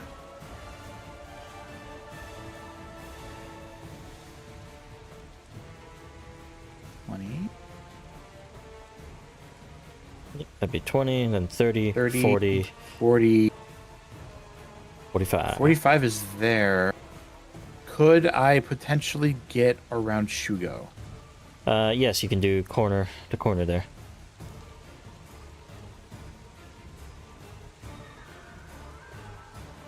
Maybe enough for me to actually get around behind her then. Correct. Yeah, with all your actions, it would. Okay. So you dive through the wall, protecting the incense burner from the whipping winds, jump over the rocks, push past Shugo, and get around her side.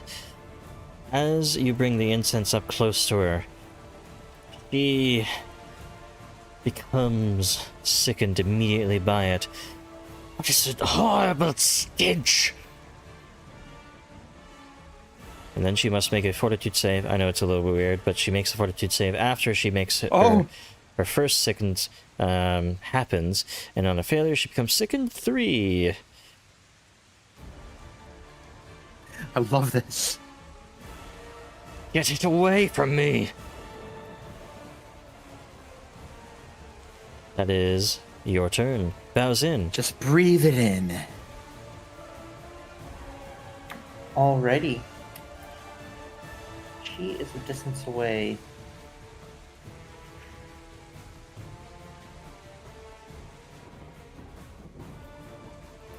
So,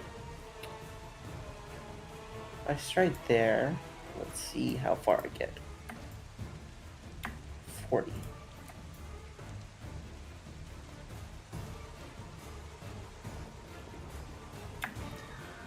I assume standing in the wind wall will impose a concentration check for, like, sorry, a DC 5 for doing spells, or will it affect my casting? I would say... Yeah, it would be a DC 5 to try and, like, you know, concentrate on your spells. Yeah, sure. Yeah. Dang. Okay, I'm gonna use 2 actions to get through it. Mm-hmm. Not there, though. And my last action to get Minako up here-ish. Okay.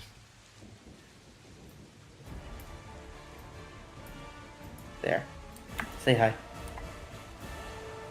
It's That on is my your turn. dawn. Alright. She seems frantic in her need to just get away from that incense. But first, before she does anything to get away, she lashes out at you, biting Yuga ferociously. She does hit despite her sickness. Brings with it this electricity, 12 damage to you. She will then slice with her claws. 12 on the dice will exactly hit, even with the sicken going on. And then deals another 17 damage to you. I'm impressed. But then she rushes away, sort of to the entrance of that cave there. Let me see, when does this go away? If she begins her turn... Yeah, I guess it's sickened, so she has to get rid of it the normal way. But at the very least, she doesn't get the worst effects of staying next to it. She had to run away there. Shugo, your turn. Alright. Well, you can definitely take advantage of this, I feel. Mm-hmm.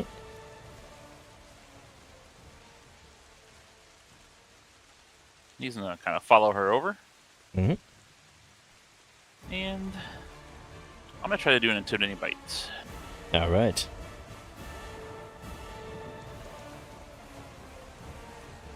That hits. Roll the damage. And I am using the talisman as well, so frightened 2. Okay. So as you activate that blood clot from the strange creatures that you fought before, she becomes frightened 2 from that. And with the sickened, well, sickened overrides the frightened 2 because the sickened is basically like frightened.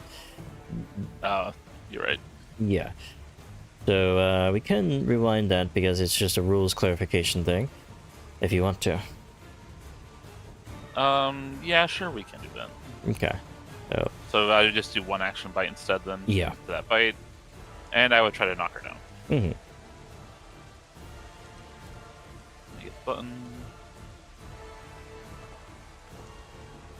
Well, 19 will, yeah, with the map, critically succeeds. She sends just straight to the floor, and roll a d6 for me too, as you harshly send her to the floor for 6 extra damage. She's not looking great now. Sugar just whips his tail around and kind of wraps it around her leg and makes her face plant. Mm-hmm. That's all 3 actions. Leodon. Alrighty. This might be a bit of an awkward angle, but would I still be able to hit it from here? Let's see. She would have regular cover because 2 of her corners are concealed from you. Gotcha. In that case, I'm going to first devise a strategy and go from there. Okay. She is prone and sickened 3, so chances are good. I'm keeping that as an attack. I'm also gonna go for another check, may as well. What do you want to know? One more thing. Of course. Any weaknesses? They are weak to cold iron. Oh, that's convenient. Let me see. These rocks are like different. Yep, different those terrain, two. right? Mm-hmm. Gotcha. 5, 10, 15 rather, 25. And I'm going to reload and shoot. Okay. Well, Huh. because of the circumstances, because she's been sent reeling to the ground, and because she's so horribly sickened by that incense, she doesn't even expect the shot as it I'm helping. streaks forward. So, roll that crit. I unfortunately don't. I'm not two-handing my crossbow, but Still, 26 points of damage is plenty to bring her down even further. She's not dead yet, though. that's my turn. Alright, Sparkbat. Still in the back, still sort of nipping at the heels of you guys. It's gonna sort of fly over the cliff here and down towards Bao Zhen and start biting. Twice with the jaws. Sure. Misses that first one and hits that second one. Let me scroll the chat because for some annoying reason it still refuses to do it. There we go. Ow! This better not get infected. It doesn't seem so. It's just electricity. Sharp electricity. Whatever that means. Yuga, you don't feel too good. Nah. What should I do this turn? You know what I think I'll do? I'm gonna heal myself. Mm-hmm.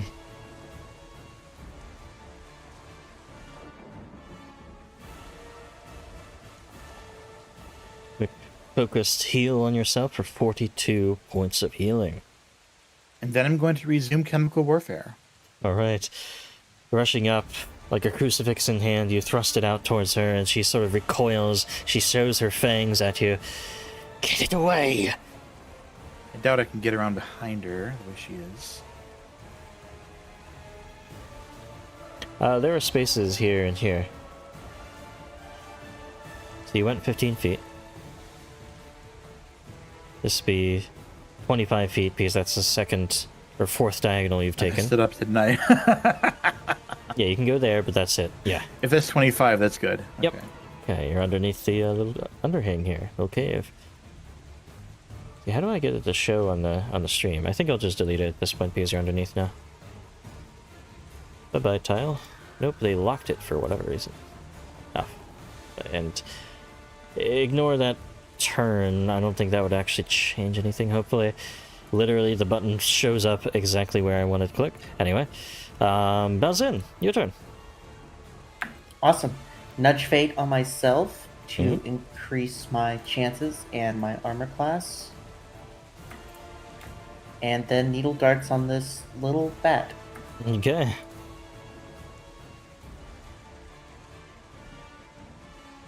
Darts streak up towards it. That's a definite I think crit. that'll hit. Roll the damage, it'll take double. Because once I crit again, both the bats. this one is shaded by the needle darts, taking 36 points of damage. Double its HP. That's my turn. Okay. Now, on to Yagaka's. Starts his turn next to it, but it doesn't matter if she's already sick in 3. Ah. Fog, protect me!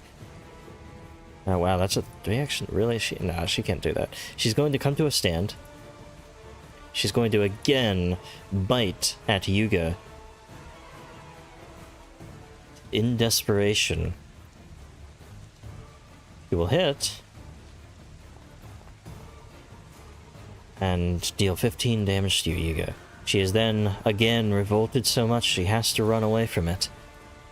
Else be slowed. He rushes into the cavern here. The winds, the rains aren't pattering around her nearly as much in this enclosed environment. Hugo. Shugo's gonna follow. Okay. Hiding from your own storms, are you now?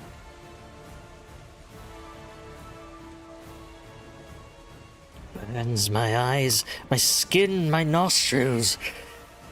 Incense. Assurance athletics to trip. Alright, yep, she goes straight down.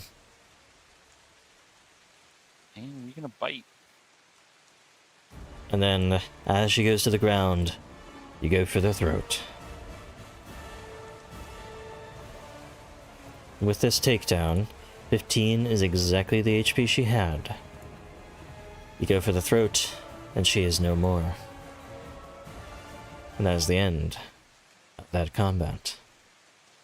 Give yourselves 120 experience points.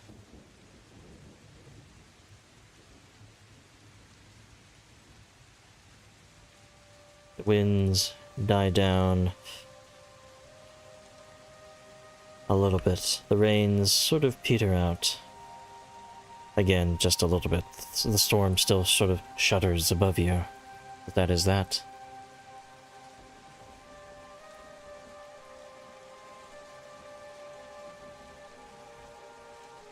She is slain. Those incense seem to have a great effect on her. Yeah. A little better than I expected. I just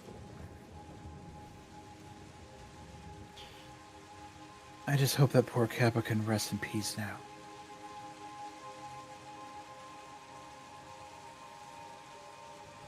I think he probably can now, yes. I think he will.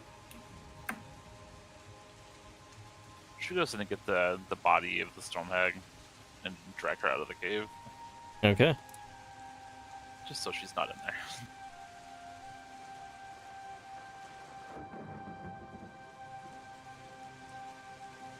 As much as I would love to just go in there and just rest for a while, I have some work to do with this shrine, I think. The building to the south. Speaking of the shrine, Shugo's gonna go check out the shape, how things are going with the shrine. Okay.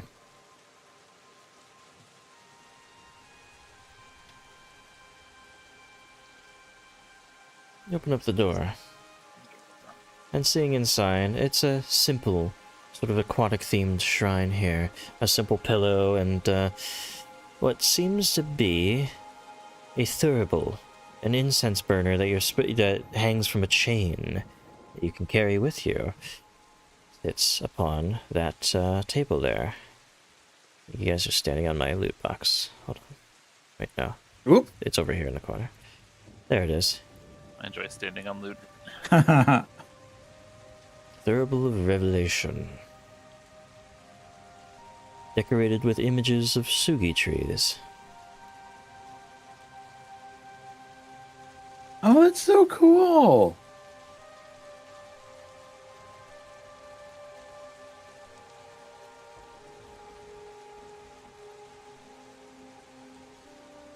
I'll just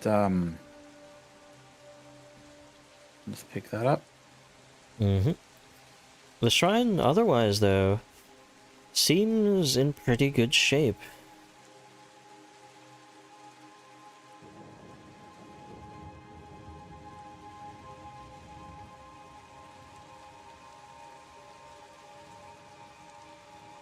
Glad this seems to be in good enough shape, at least, compared to the other place. Well, I mean, the other shrine was okay, but burned.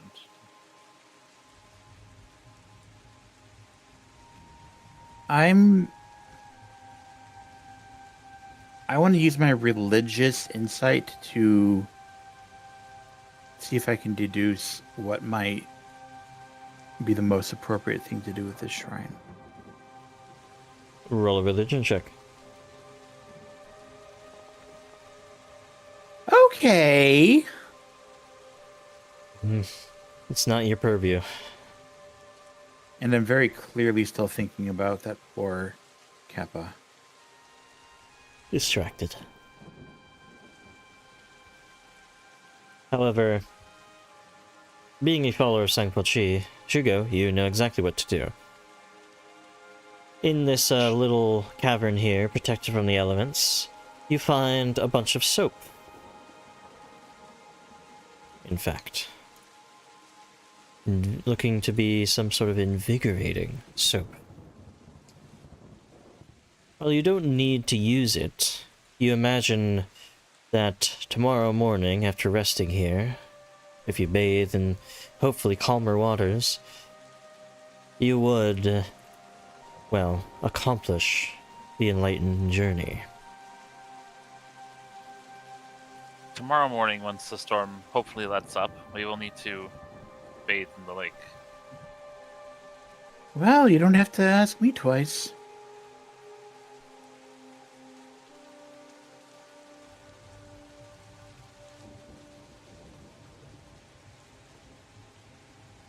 I'll be more than happy to. Come on, you two. There's shelter in here for now. It'll be nice to get out of the rain. To dry off after the little dip in the water. You're cold, but there are towels, there are things to allow you to get comfortable. And after such a long journey, you all are pretty much exhausted. Fall asleep on the bamboo mats strewn about this cave. I heal everyone tonight, so yeah. Mm-hmm. I'm sure 3 charges of heal should just do the trick immediately. Oh yeah, easily enough. You awaken the next day. Without rain, without thunder, without lightning. Free of it all. Into much more brighter environs.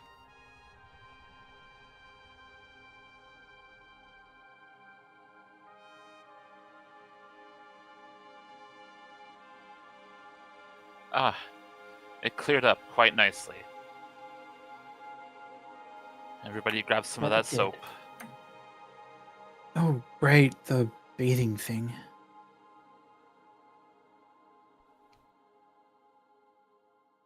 So yeah, before I get dressed to grab some soap, I head out. The waters are crisp, clear, and allow you to reflect upon yourself as you look within their still, or now pretty still waters. Of course, the waterfall kind of breaks it up, but still. Trugo goes to the ritual as needed, Mhm. and he shows the others how to do what they need to do as well. Ritual cleansing, the final leg of this journey. What a beautiful sight. You'll gain the Mountain Shrine's Enlightenment. +1 to Fortitude saves, going forward. Yeah, it's like a brand new bar of soap. I mean, it was obvious the hack never used it.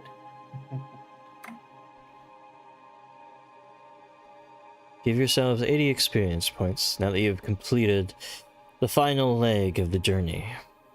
Just above you, just above the treetops, you see what seems to be the tops of some building.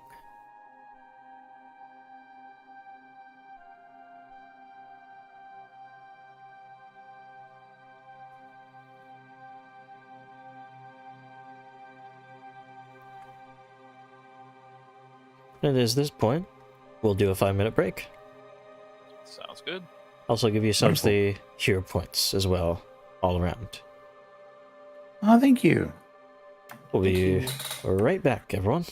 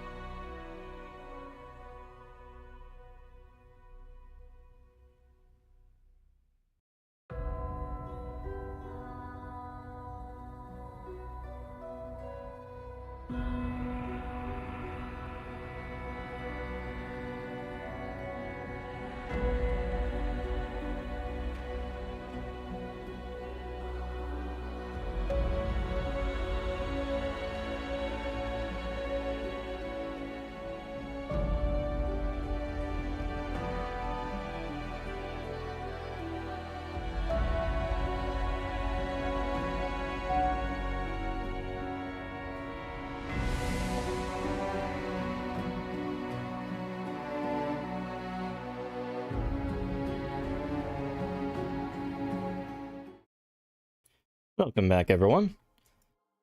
So, the break is done. Your break, your character break, is done. And one other strange thing about today, that raft and the rope and the pulley system is all miraculously back intact. Somehow, some way. You're not sure why, really. These things happen. It's, you know. Not something I'm going to complain about. This land is At warped this point, anyway. it's like, yeah. But I believe the evil ghost of this place would fix up the rope and pulley again.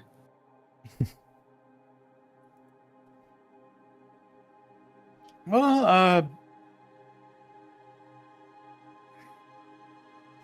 I suppose Shugo could cross over and bring it back over to us when we get changed and ready to go. or we could just pull it from this side and it'll come. Or we could just pull from this side. Shugo will bring it back over once the others are doing Yeah. their thing. Mm-hmm. So, as you guys are bringing that back and forth and going along and with, on the raft there, you have a chance to look up at the monastery as it peeks over the sort of forested mountains there. And, there's this fog that roils around it. It's imposing, this monastery that lies within, sort of hidden amongst the mountains, the forest, the fog. It looks worse for wear, even from this viewpoint. The red sort of tiles of the roof look dull and rotted in places. Vines sort of carry themselves over it. It'll be maybe another hour before you can finally make it up to it. And as you guys are walking, you do realize as well, it gets colder and colder. Whether it is going up the mountain or just the proximity to this place, you're not sure, but it feels more like winter than it does fall at this point. Yet, eventually, you arrive at the gates of the Tensugi Monastery. Place you've been hearing about for quite a while.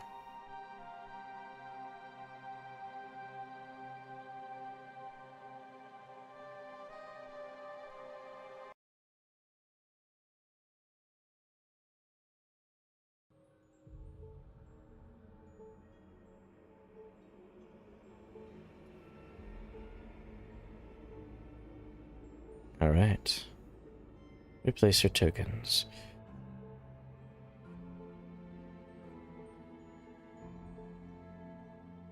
Earlier done. Standing before it, the pilgrim's path leads to the front of a wooden gatehouse built into the monastery's southern wall. Shredded fulus adorn the bamboo bars at the wooden gate, and a lone wind chime jingles in the wind as it dangles from a rickety post protruding over the top of the gate itself. Also, give yourselves 80 experience points for getting to the monastery as well.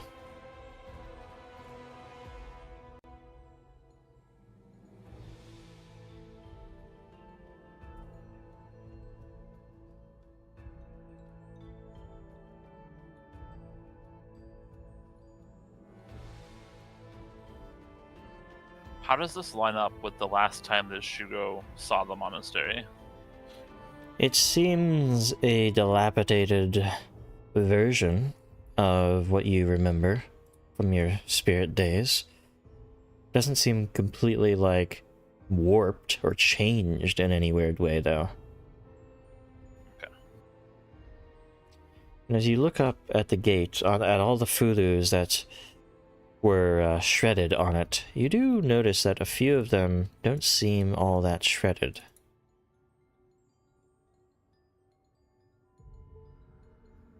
They escaped their destruction, seemingly.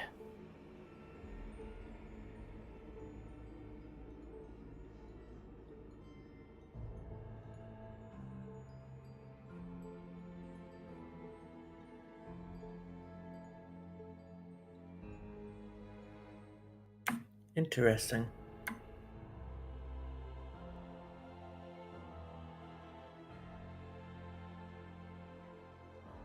Interesting, huh? Stand at the gate. I suppose Let's if go in. any of you can make use of those, you can, but I would want to leave them where they are.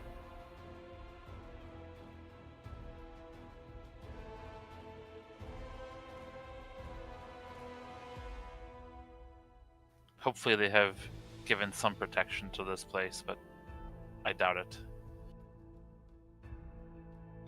And Shigo's gonna step up to the gate and open it. Okay. It's quite easy to open as it slides to the left. If you believe that they'll theoretically provide some amount of protection to the place, then yeah, I'm not going to touch them.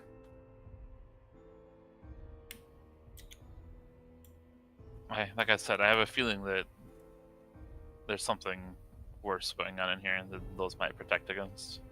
I think we could use them. I am going to grab the spirit sealing Fulu. Is that pronounced right? Yeah. Fulu. Yeah, Fulu. I'll put them in the party inventory.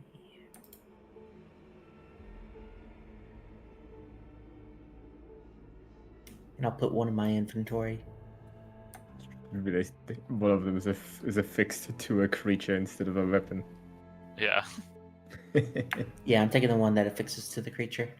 As for the Ghost Banes, I will... Or Bane, singular? That's going in the party inventory. Mm-hmm. We need all the help we can get. Shigo Yes. steps forward, looking left and then right down the long halls. They each seem to lead... Actually, the left one leads to a door. The right one turns down another hallway. And ahead of you seems to be a starkly overgrown courtyard of some sort. Any options ahead of you?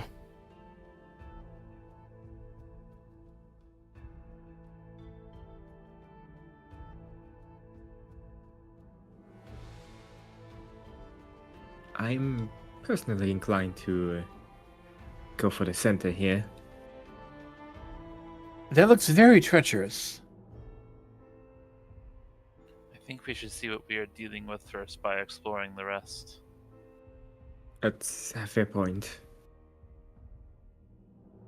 And I want to know what happened here. Maybe there's more information we can find.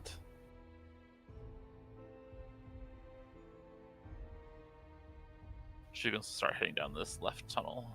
Okay. You said the gardens in the middle here were overgrown.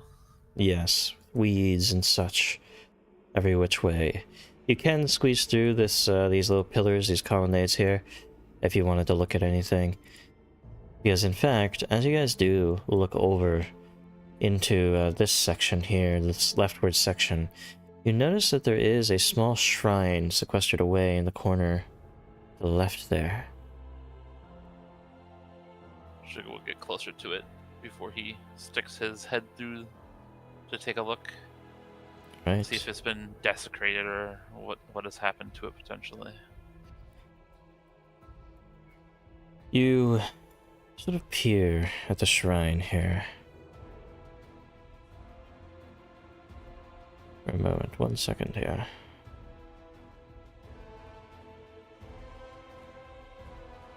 There is suddenly, as you approach, this upwelling in the shrine, this ghostly energy that coalesces about it to this form before you. Angry, bitter, cut away at many places and still seeming to bleed. He reaches out towards you all, but actually, let me see. Did you guys ever take a certain item from somebody? Certain someone? It's a very vague question. Did you take the prayer beads from Yeri?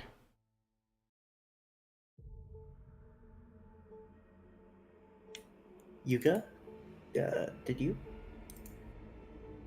They're not in my inventory. I think you did, but I don't think there was an actual item for them, was there? Oh, huh. Yeah, here it is. Yeah. You would have them. I mean, they're pretty good. I would have them? Yeah. Since you would have taken them, I believe. I would think so. I mean, they're prayer beads. I mean, they're for a cleric. Oh, I don't think we saw those. Oh, Yeah, I don't okay. remember seeing these. I must have forgotten to actually show the physical item to you guys, but I'm sure you would have picked them up at the time. They were all that was left of Uni there, or Yeri Yeah. rather. And yeah, I mean, if that's all that was left, and it's not like there was like a grave or something, and okay, that would make sense. Yeah, so you might have them sort of hanging on your person, and as this ghostly figure reaches out towards you, he notices and stops for a split second.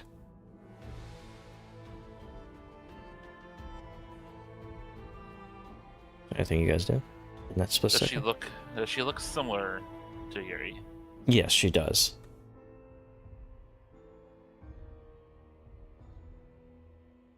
I will. How about I'll hold up the prayer beads and I'll say a prayer of final resting or whatever from Pharasma. Roll me a religion check.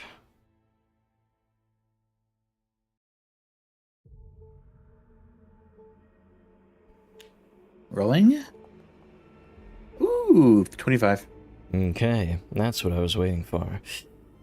Yeri's holy prayer beads are sort of held aloft in your hand, the multicolored beads that she was carrying with her. And as you say this prayer, this ghost, she sort of recoils for a moment. Those beads! Give me my sister's beads, they aren't yours! Give them here!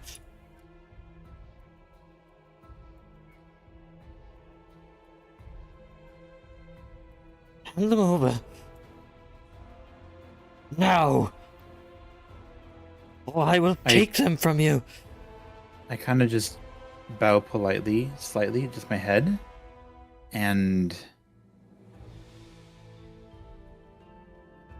I hold them out.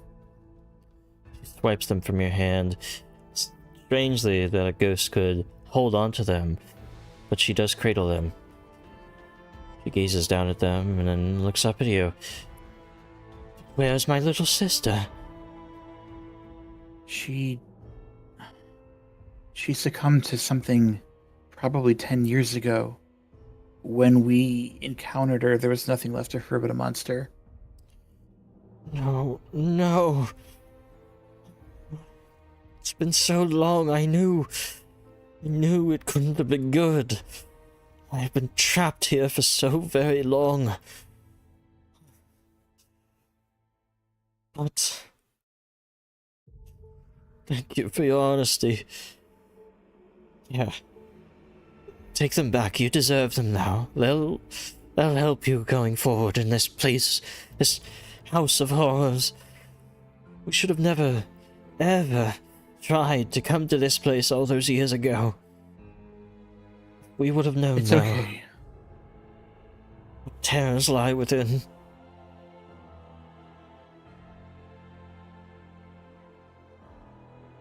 We will cleanse this place.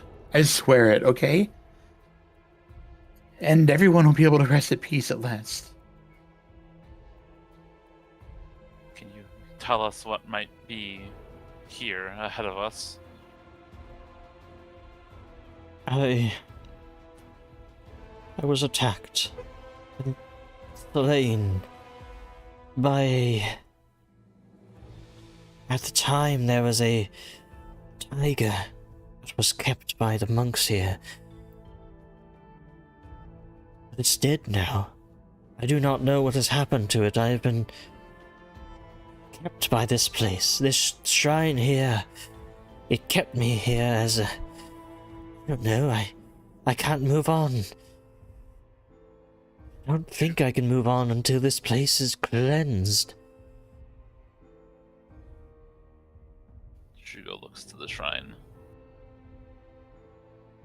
There are shrines sort of like mine, but mine isn't one of them. You may be able to cleanse the affliction of this place, to purify it, if you find the correct shrines. I'm sure The you, correct ones. being a Pharasmite, will know which shrines are truly pivotal in all of this. Mine is just a simple dedication to a long dead person that I had taken up residence in. There are others way more powerful, way more important to this place. Find them, purify them. Perhaps this place can finally find its atonement.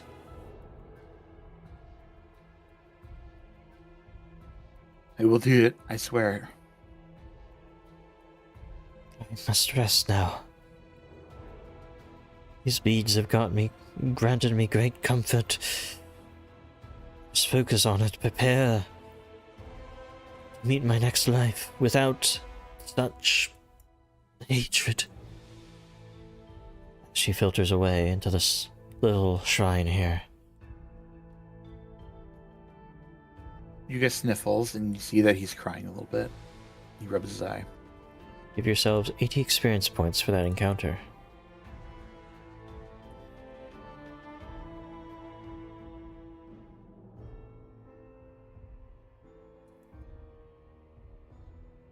Shugo just takes a deep breath. I wonder if this tiger creature has become corrupted somehow. Its spirit, maybe. Seems more and more likely.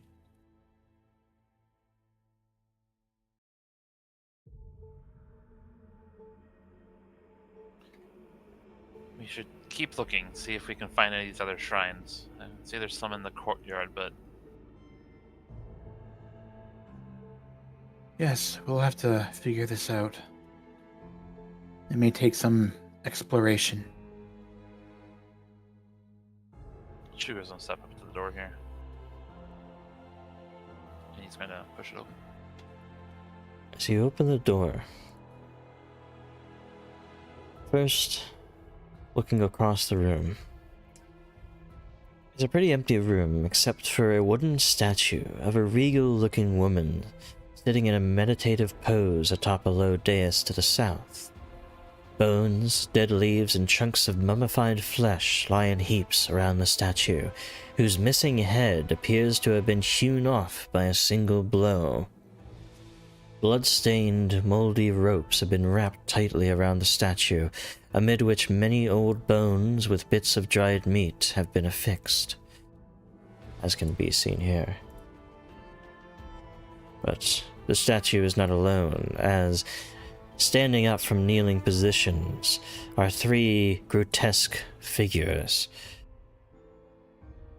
Horrific visages of unlife, with red butterflies sort of reaching out from their rib cage on the side, only connected by a thin strip in the center. I don't Sort like of that. stand and cant their long, lanky heads. They have wicked daggers in their hands, and their stitched mouths twitch unnervingly in greeting. Hello? We haven't had visitors in a very, very long time. Is this supposed to be a statue of Zishui?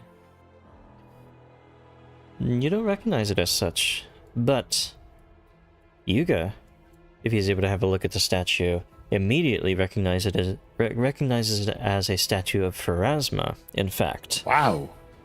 And because you're a follower of Pharasma and trained in religion and all that, you automatically know that the nature of the statue's defilement is meant to represent a fundamental rejection of her power over life and death, indicating that she is blind to the truth of it and powerless to change her ways.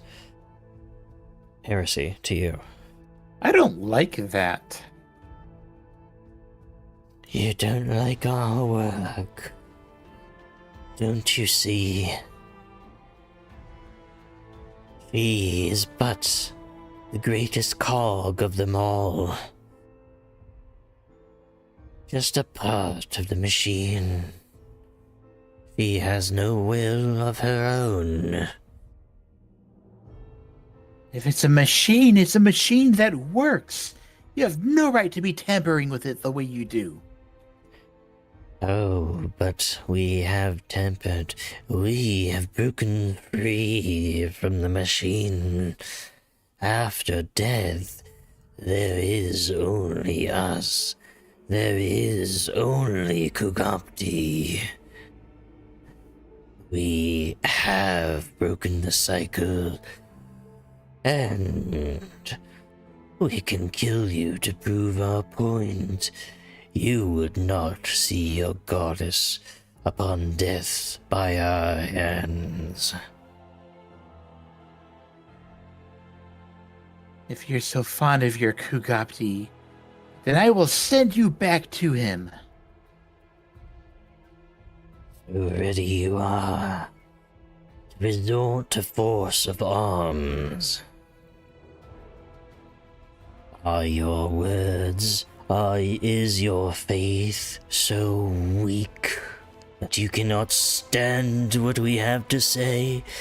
Are you so threatened by the words that reach your ears?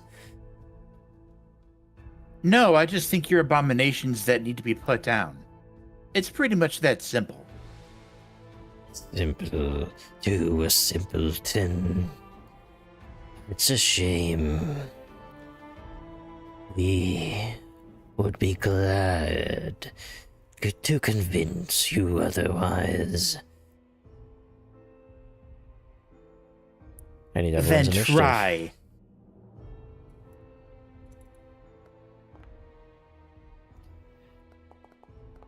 Says the person who believes he's a pacifist.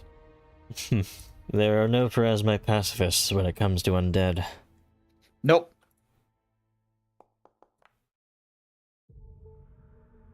I've been rolling horribly on initiative. Yeah.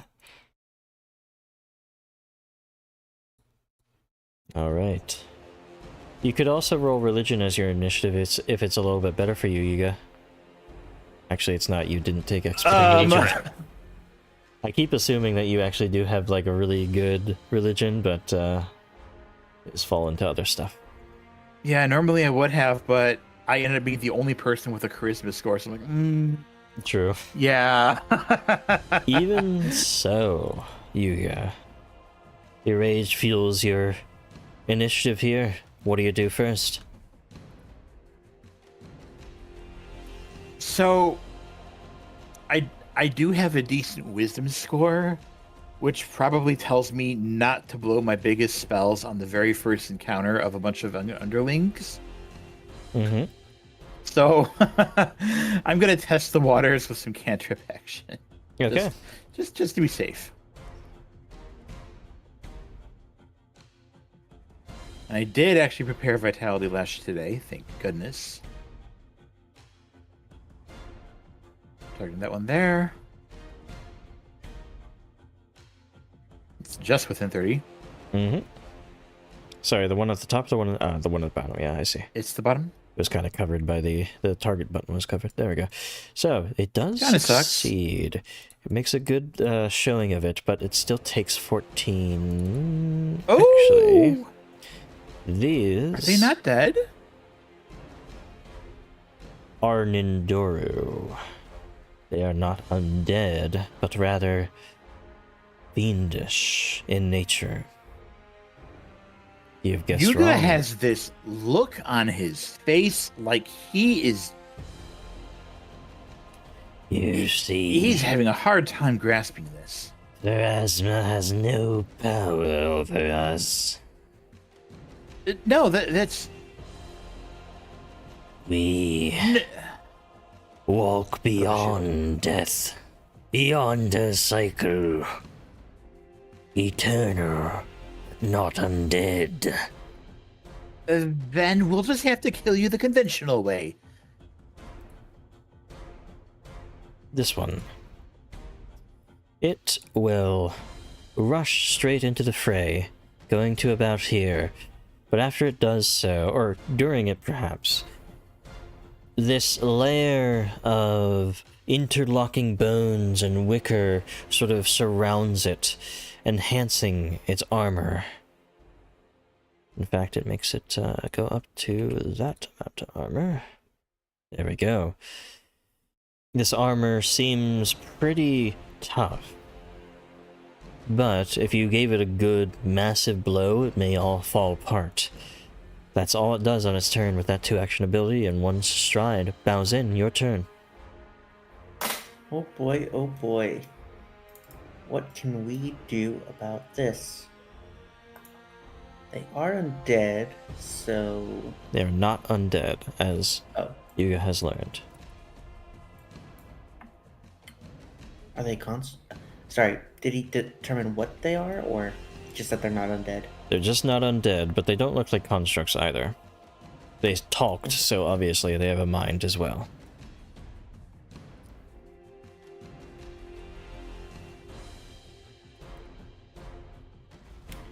In that case...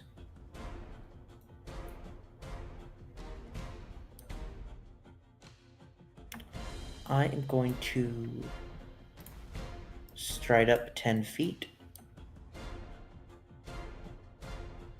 Means all these guys are in range of anything I want to do. And now I need to figure out what to actually do. I'm going to target this one in the back and cast Blistering Incentive. Invective, yes. Invective. Alright. How do I keep misreading that? So yeah, he's going to make a will save. As you send this blistering invective towards them, they regard it with no care at all. They seem so to they have have good will powerful saves. wills, yes. Well, we learned that. And that's my turn. Okay. Shugo, your turn. Alright. Half of me is tempted to run to the back line before they get that armor up. That would probably be a bad idea. So he's just going to test the water, so to speak, on this guy in the front of him. Okay. Just a jaw strike to begin with. You go for a jaw strike. That armor is tough to get through. That it is. I'm going to try a claw next.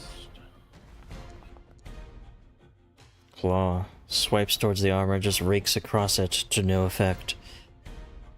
Alright, and we will do one last little test here. I'm going to try to trip him Okay. with assurance. Okay. Their reflexes are decent, it seems. They are pretty tough overall, it looks like.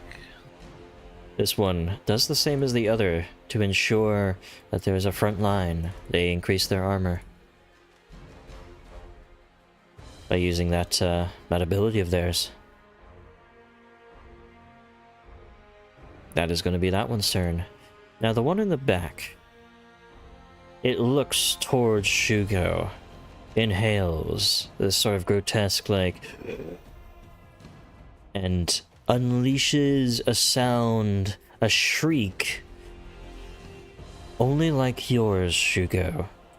It sounds like you are screaming from its mouth. I need a fortitude save.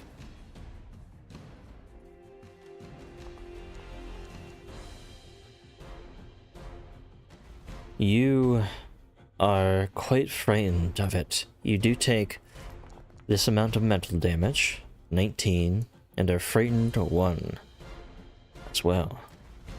It will then move up a little bit. That'll be its turn. Leodon. Yeah, no, I was watching this go down and just having second thoughts about standing next to Shugo.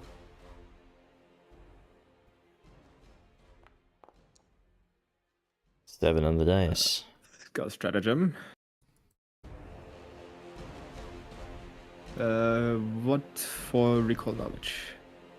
These would be religion. Fair enough. Oh, nice.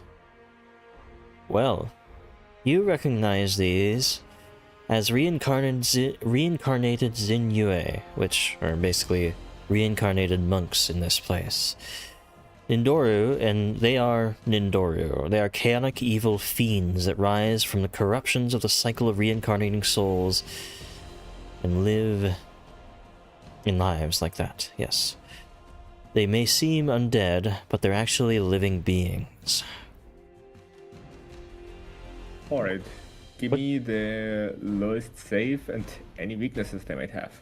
Their lowest save is their fortitude. They are weak to silver. Oh, Silver often go. being something that cuts at the threads of one's soul. Neat. And these creatures being close to that sort of thing. I'm now going to bravely turn my tail and hide behind everyone else. Okay, so you rush back. Yuga, it's your turn.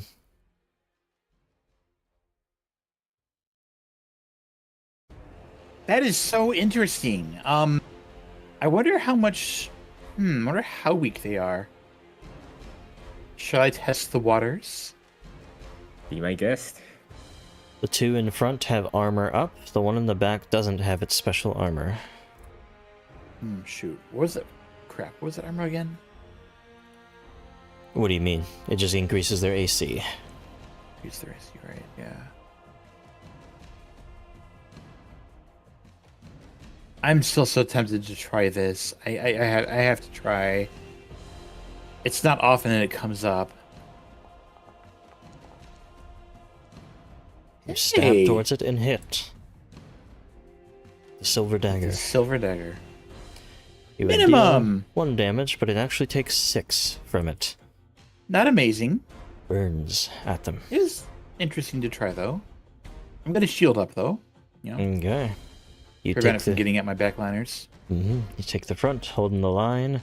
This one here, it will, seeing as you're already frightened... Oh, actually it has this, okay. It's going to try to trip you, Shugo. So those long gangly arms that have too many joints in them, tries to get around you and send you to the ground. Does it beat That's your against reflex. reflex? My reflex is 20. So it matches, which means it succeeds. It sends you to the floor. It will then go for 2 strikes at map with this quick, broken short sword. Once and twice as you're there on the ground, both will hit. First attack, dealing 16 points of damage. Second attack, dealing 15 points of damage. So the chat got stuck again. Why? Anyway. That'll be its turn. In entirety. Baozin, yours.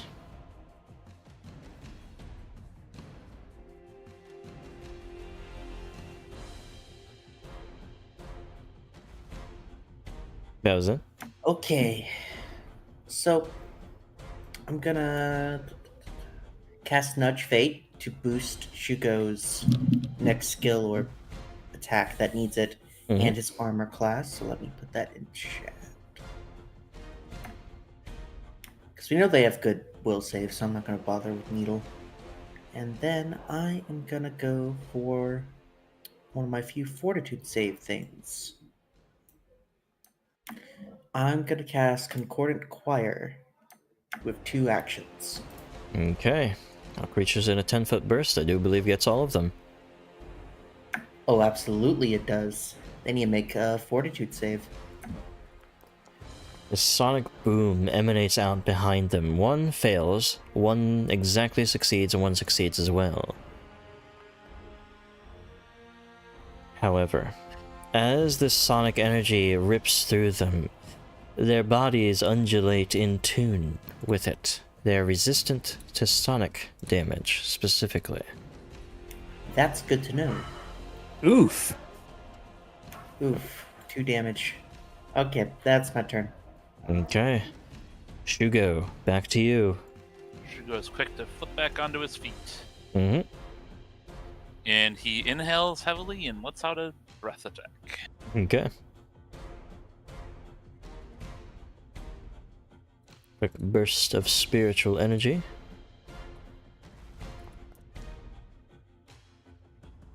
One crit fails. The one at the top, the other one in the back fails. The one in front of you gets aside your maw for a moment, so it's able to get away from it. But yeah, that's actually a lot of damage to put out. 28 damage there. The one in the back takes the full 14. The one in the front takes half. It's almost 50 damage. I think it is, actually. That's so cool. Damage is damage. Now I'm gonna get killed. Mayhaps. That is my turn. Okay, this one here looks to Yuga, inhales freakily and exhales a scream in your own voice, Yuga. I need a fortitude save. Got this.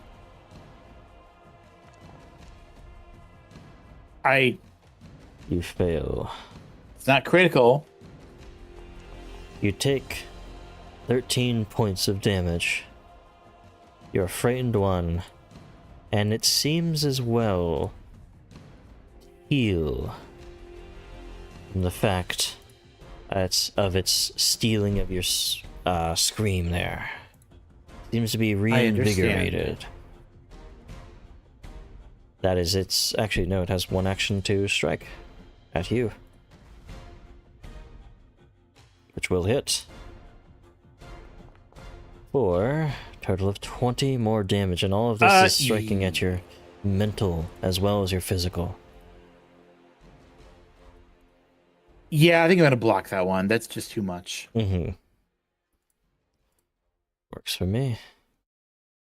Now we go to the one in the back. It is going to sort of, it's been the one that's been talking, cackle at Bao Xin.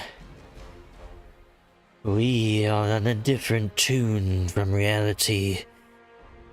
Let me show you. It unleashes a sound burst, a scream from its maw that just explodes out amidst you all. I need everyone to make a fortitude save, including Minako in the back there. Failure on Bao Xin's part. I'm gonna hero point mine. Actually, wait. Good success, Yuga.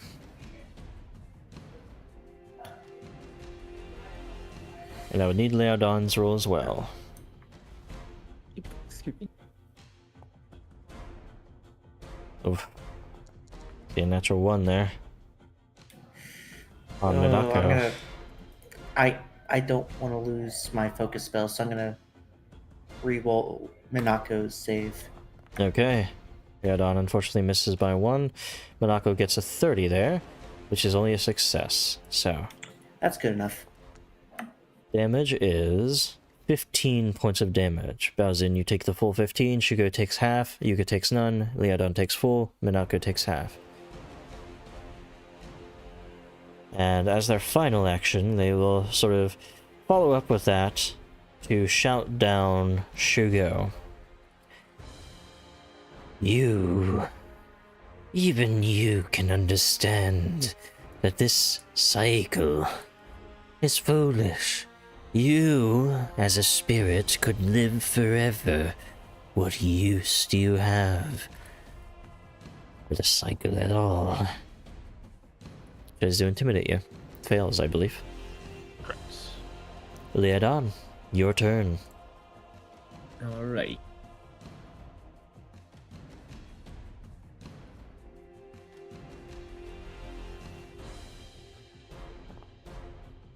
$13.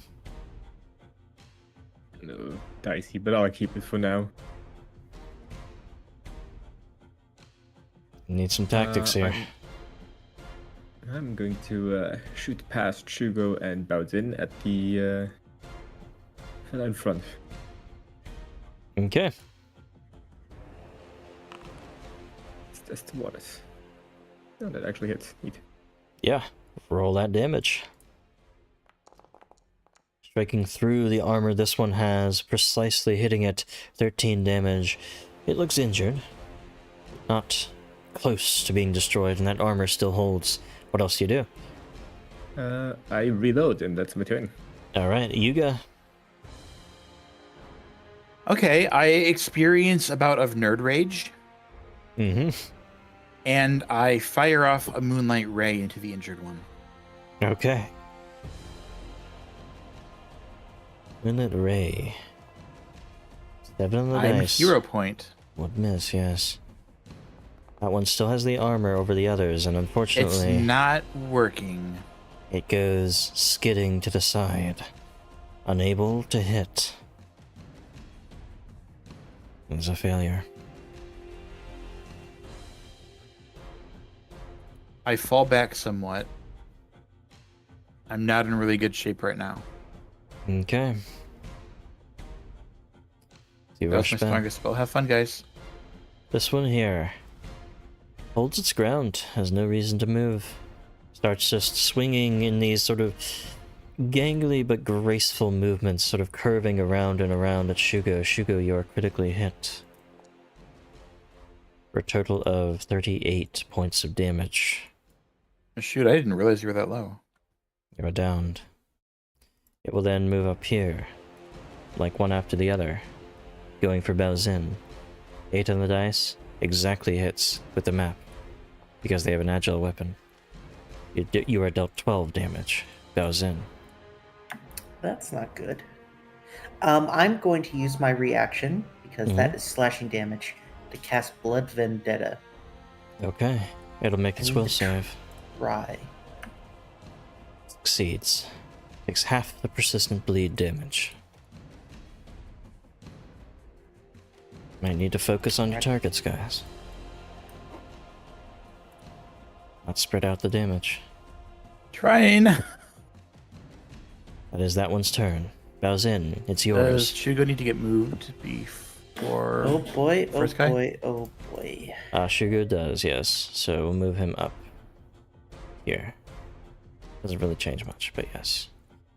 Baozin. I'd be in front of him, not behind him. Right? Oh yeah, I'm yeah, gonna- you would. It would Cash. change a little bit because he'd be healed before his turn. Yeah. I'm going to Yeah. cast Shield, In theory. and then I'm going to, targeting the one in front of me, cast Void Warp. Okay. He'll roll a fortitude save. Fails against it.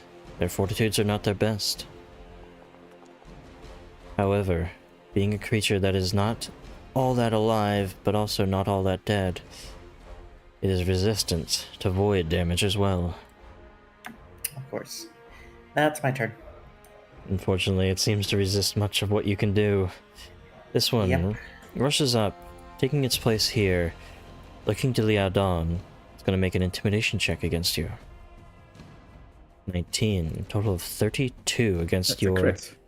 will DC of 22. Exactly a crit, you're frightened 2. He goes for a strike against you, Liaodon. Single attack. Was a 5. Hits. For 13 points of damage against you. Not out at this point.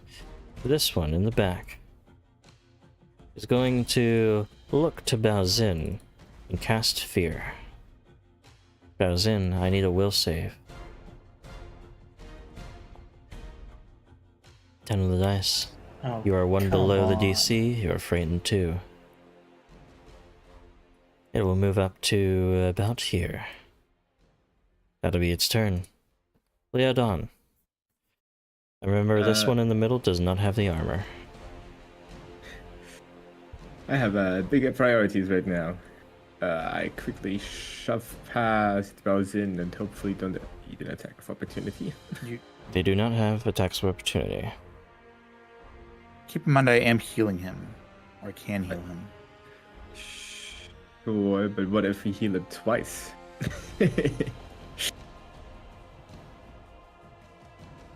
Fair enough.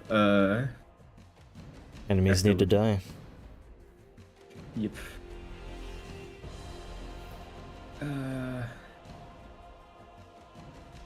Going after the unarmored one, so the one in the middle here. First with a stratagem. 14. Not rolling too hot, but that's good enough. I'm striking. Okay. 7 plus 7 over them. That's a hit. You strike out of that one. Does 11 damage. Brings it to injured. Brings it on par a little bit with the one on the left. Actually, not so much. The one on the left still hurt more. Anything else you do? I reload. Yuka, your turn. Okay, my super big heal on Shugo. All right.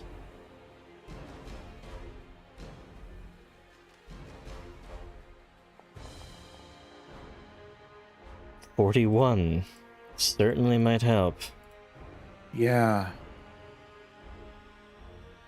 Anything I'll else? keep your condition in mind. Single actions. Guidance Shugo? Okay. Shugo gains your guidance as you awaken. What do you do, Shugo? I'm gonna get back up. Mm-hmm. I'm gonna enter rage again. Okay. It shouldn't give me the temporary hit points. It didn't. Okay. And I guess we're switching targets to the middle guy, so she goes gonna try to bite him. Okay. I'm gonna use the guidance for a +1. Mm-hmm. You lash out towards that one. It's a definite hit. Roll the damage.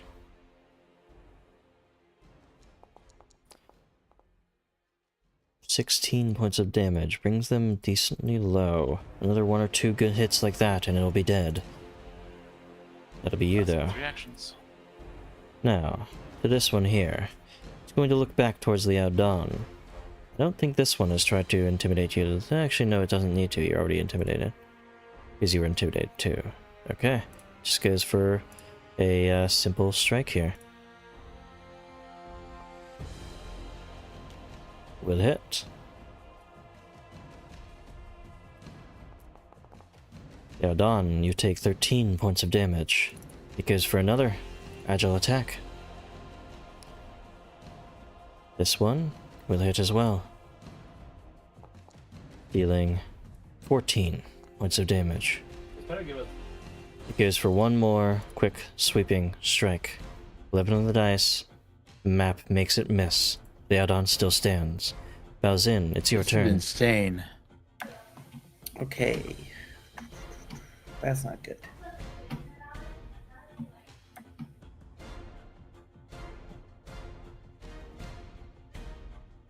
I am gonna stride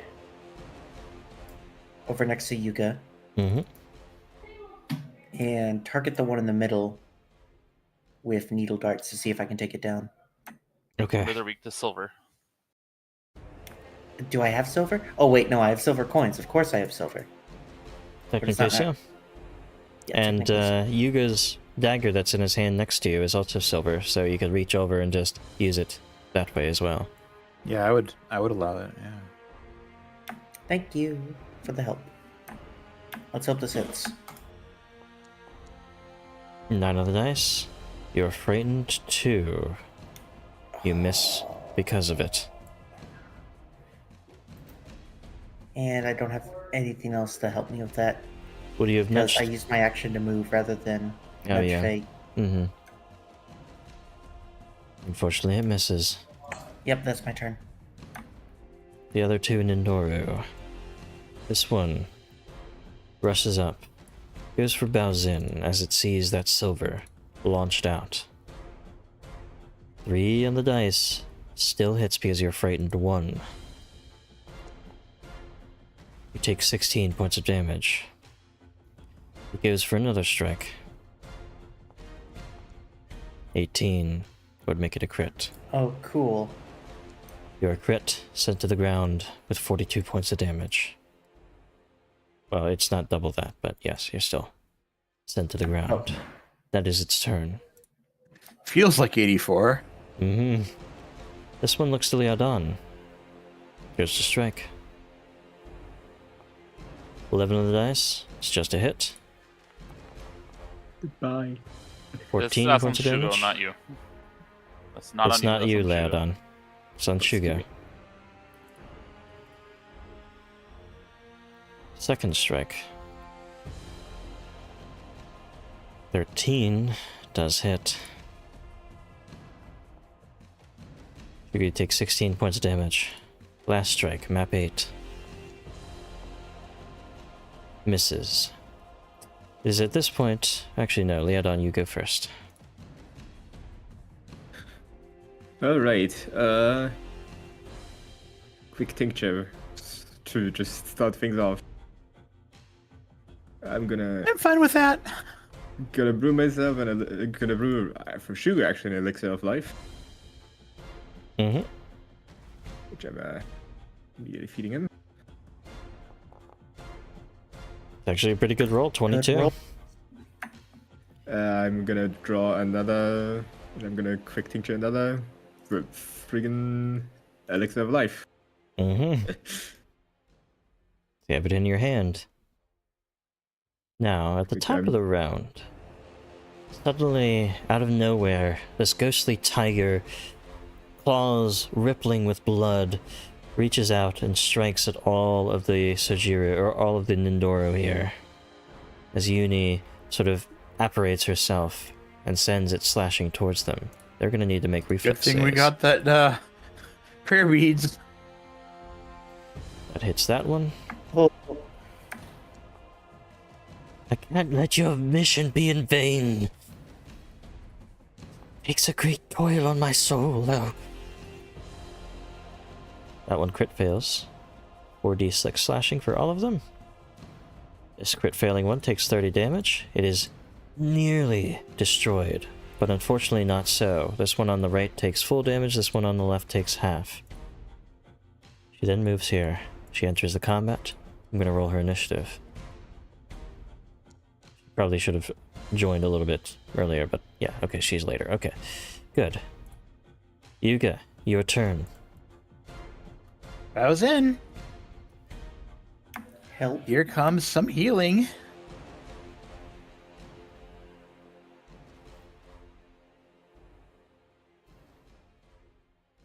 And roll. No! Hero point. Okay.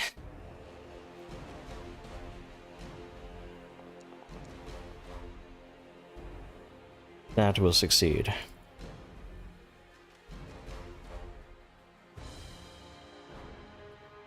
Quick heal towards Baozin. Awkward. Thank you.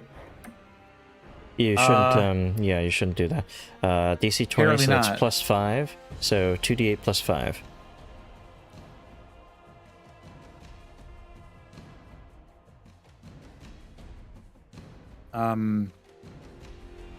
Here, I'll just do it. It's not a.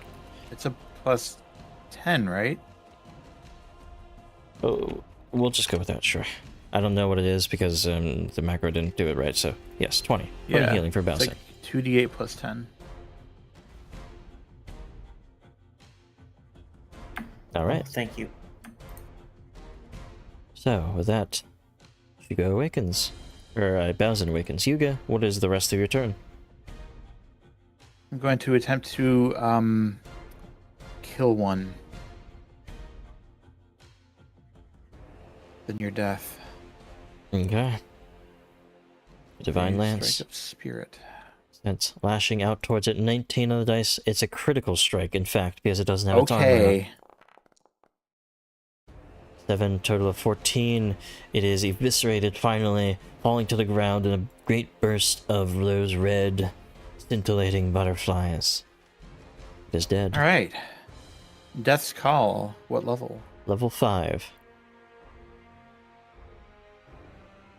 Every little bit helps.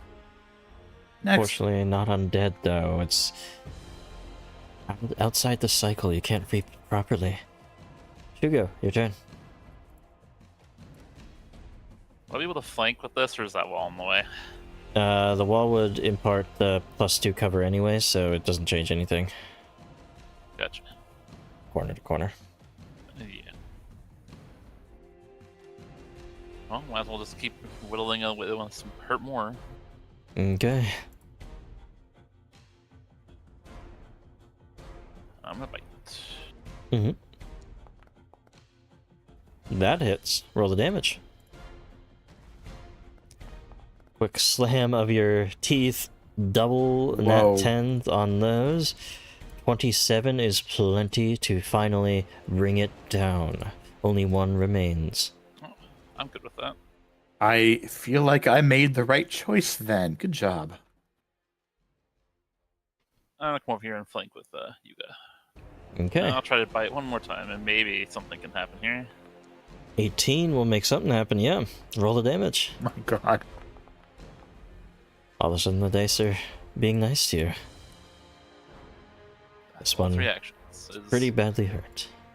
As Shugo kind of tries to go crazy a little bit with how close we were dying just now. Mm-hmm. Goes in. Your turn. Alrighty. I'm gonna get up since I know there's no opportunity. Would I still be frightened after being knocked out? Yeah, it still remains as it is. It'll go away at the end of your turn. Okay. And I'm gonna cast needle darts and pray that I hit the silver. Okay. 3 on the dice. This isn't gonna do it. I'm sad. That's all I can do. That. We go back to its turn. It focuses all of its rage at Yuga. It's gonna try to intimidate first Yuga. Even if you defeat us here, can you truly face down everything in this place? There are much greater horrors than us. 32. Yes? You're frightened 1. So it goes for 2 attacks. First strike. 5 on the dice. Still hits. For a total of 15 points of damage. Second strike. Cool. Map. 6 on the dice will fail, actually. Just able to bring up your silver dagger. Now, Uni rushes around. What lets this happen to you? She tries to strike out with a ghostly hand. Does hit, though it is a little bit resistant to the void damage it brings. This one also hits. Having to be aided by a ghost doesn't exactly feel right to you, Yuga, but it's nice. This creature falters immensely, but is still surprisingly standing. Leodon, it's your turn. Oh. Let's see if I can't change that.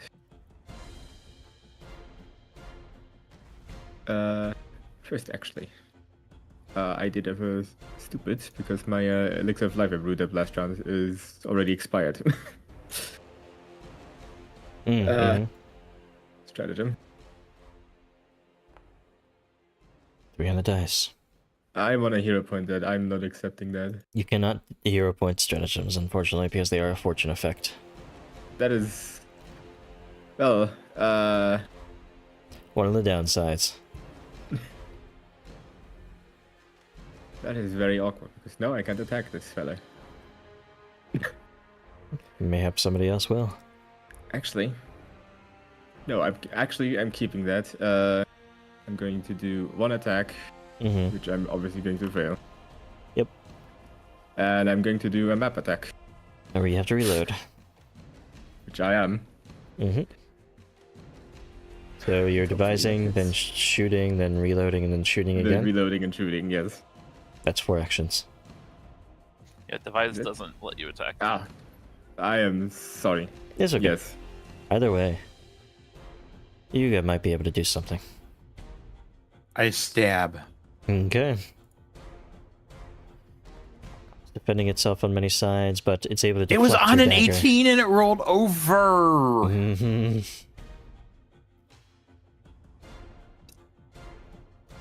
Then I will follow up with a Divine Lance, Mm-hmm. I guess. And see if anything happens.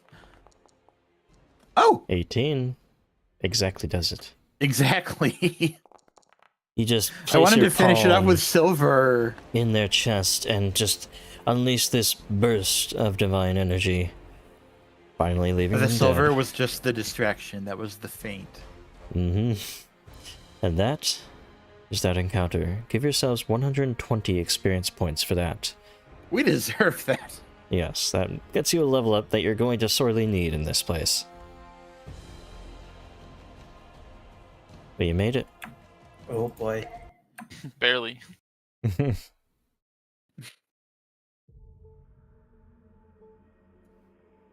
I'm sorry, I did what I could. He disappears back into the shrine, almost seemingly pulled by it.